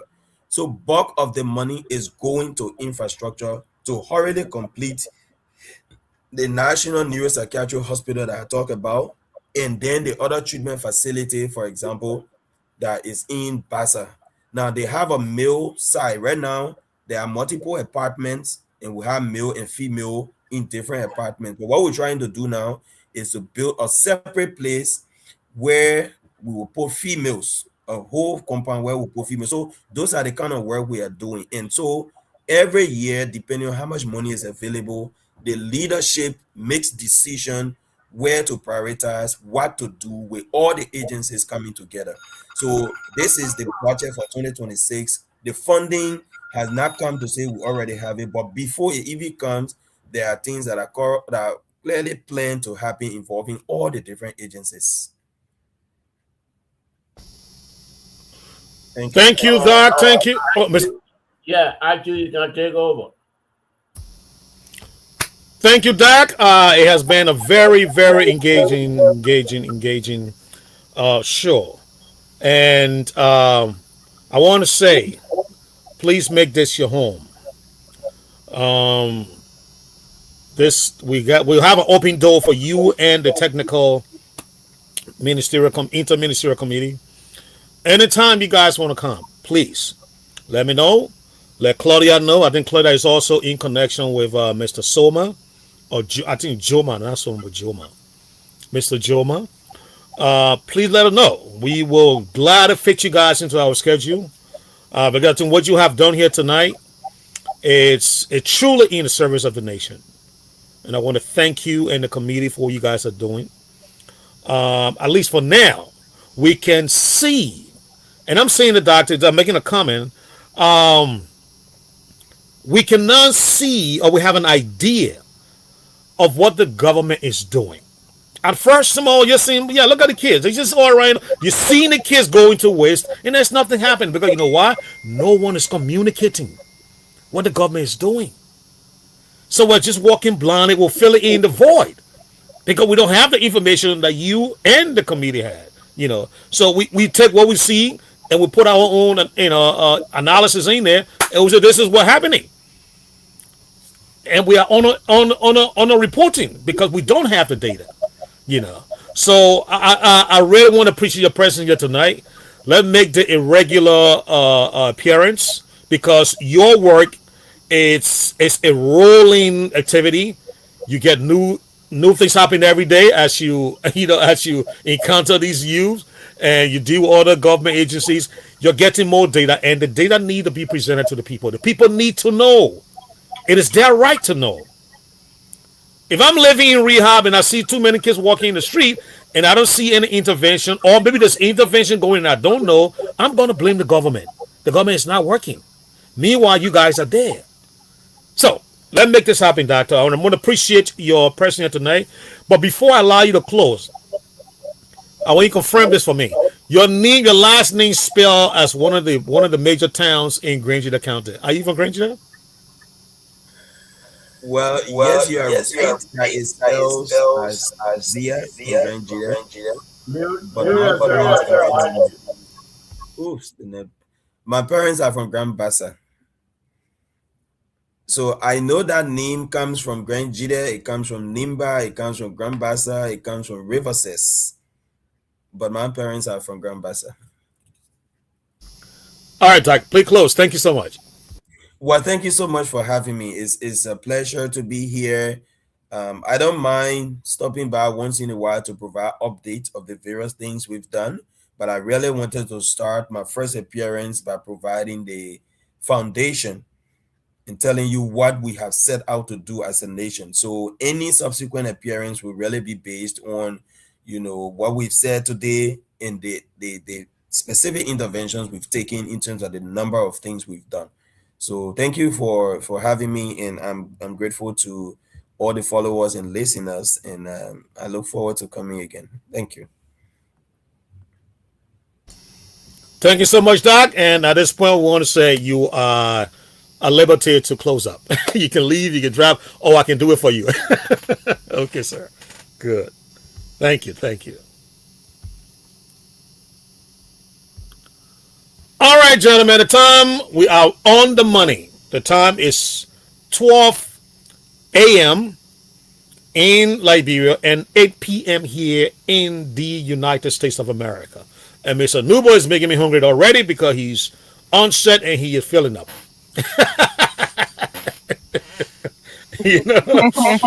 Yes. But Claudia, that have you close, please. Since you're in Liberia, you probably want to. Yeah, that have you close. All right. What it is. What it is. I don't know how the network is, but I'm happy to have him on, and I'm happy to know that they have all this stuff going. We are going to put them to task because, like I said, where I live, it wastes, the youth waste. And I have a few that I'm mentoring. I have a few that I'm trying to re-get involved into being alive because they've completely just died with everything as it relates to living their lives because they're consumed by habit. So I'm hoping, Mr. Wright, you can get us in touch with him so that we'll be able to follow some of their activities, get some videos up so that we can see visuals of what they're actually doing in Liberia. It's been a good night, and I appreciate all of the panelists. As always, have a good night. Thank you, Madam Claudia Emotions, Claudia Smith. Absolutely, we'll continue to engage with him. Make sure that he become a regular on the set. And yes, the next time he appears, you're going to be showing your videos and pictures as well. He has them. It just slipped my mind. We were talking earlier today. He talked about it. I could have said, well, you hit it, send it to me in my inbox, and I'll put it up while you're talking. So we'll do that next time. And thank you so much for being part of the set tonight, Mr. Nubo, Mr. George H. Nubo. I'm here. It was a great night, but what he was talking about, I didn't see the commitment to national agenda. They started this 2024, and this year they got $1.4 million. And the only two places he can talk about are places they are retrofitting, in Grand Bassa and Muscle County. Does that cost $1.4 million? And then what happened to us, we who are in the counties they call leeward counties? Are we not part of Liberia? And it's good you ask, but I don't want to blame him on that, because he has some bosses. But I feel that Bassa and Monserrato counties are not Liberia. The last time I checked, we have counties called like Grand Gedeh, or Maryland, River G, River Cess, or Bon, Nimban, or Lofa, or Bapuru, Bumi. We have the counties. And the government gave you $1.4 million. And you are only concentrating on two counties, then that is not a good agenda. Are they saying that there are no people who are addicted to drugs in those counties? Are they saying that the addicts are only in Monserrato and Bassa County? I mean, I feel that they need to do better. I rest my case. Thank you, Mr. George H. Nubo. I think you raised a very good point there, and this is why we want to bring people like Dr. Zia on this platform, because we can raise the kind of relevant questions that you just put forward and concerns. Well, not questions or concerns that you just put forward, and he would address them. You know what I mean? I think he talked about engaging with the superintendent, so we can see there's a step in that direction, but we want to make sure that step is not just on paper. That step is coming to fruition, and that everybody, like you call it, it's a national approach. We're sick and tired of these things where everything is happening right there, within the 2 hours radius outside of Monrovia and then Buchanan, and then stay Kakata and stay right there. And you got to get out too. There are other Liberians everywhere. Thank you, gentlemen. It was a great show. The time is 12:05 in Liberia and 8:05 here. I think we have done ourselves a justice tonight. And I will see you here back tomorrow, same time, same place. Good night. Mr. Chris Watt. Yes, sir. Yes, sir. Yes, sir. Yes, sir.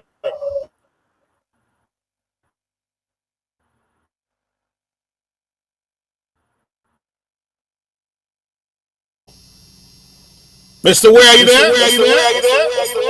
Yeah, I'm here. I am here. I don't think Chris is around. You got him in? Yes, we got you. Good, thank you. I am here. I'd like to say thanks so much, Mr. George H. Numo. Madam Smith, and the host, Mr. Wright. And the show was great. And I appreciate every one of you. And God bless all of us. Bless our listeners and our follower. And we'd like to say thank you. I bear to D4 take break, and we're going to be back tomorrow, the same time, the same station. Have a great time. Bye-bye. Good night. Good night. Good night. Good night. Good night. Good night. Good night.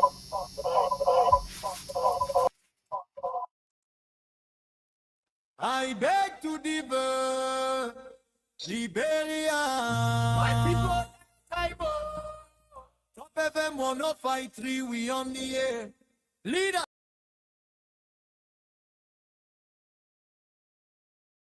TOP FM.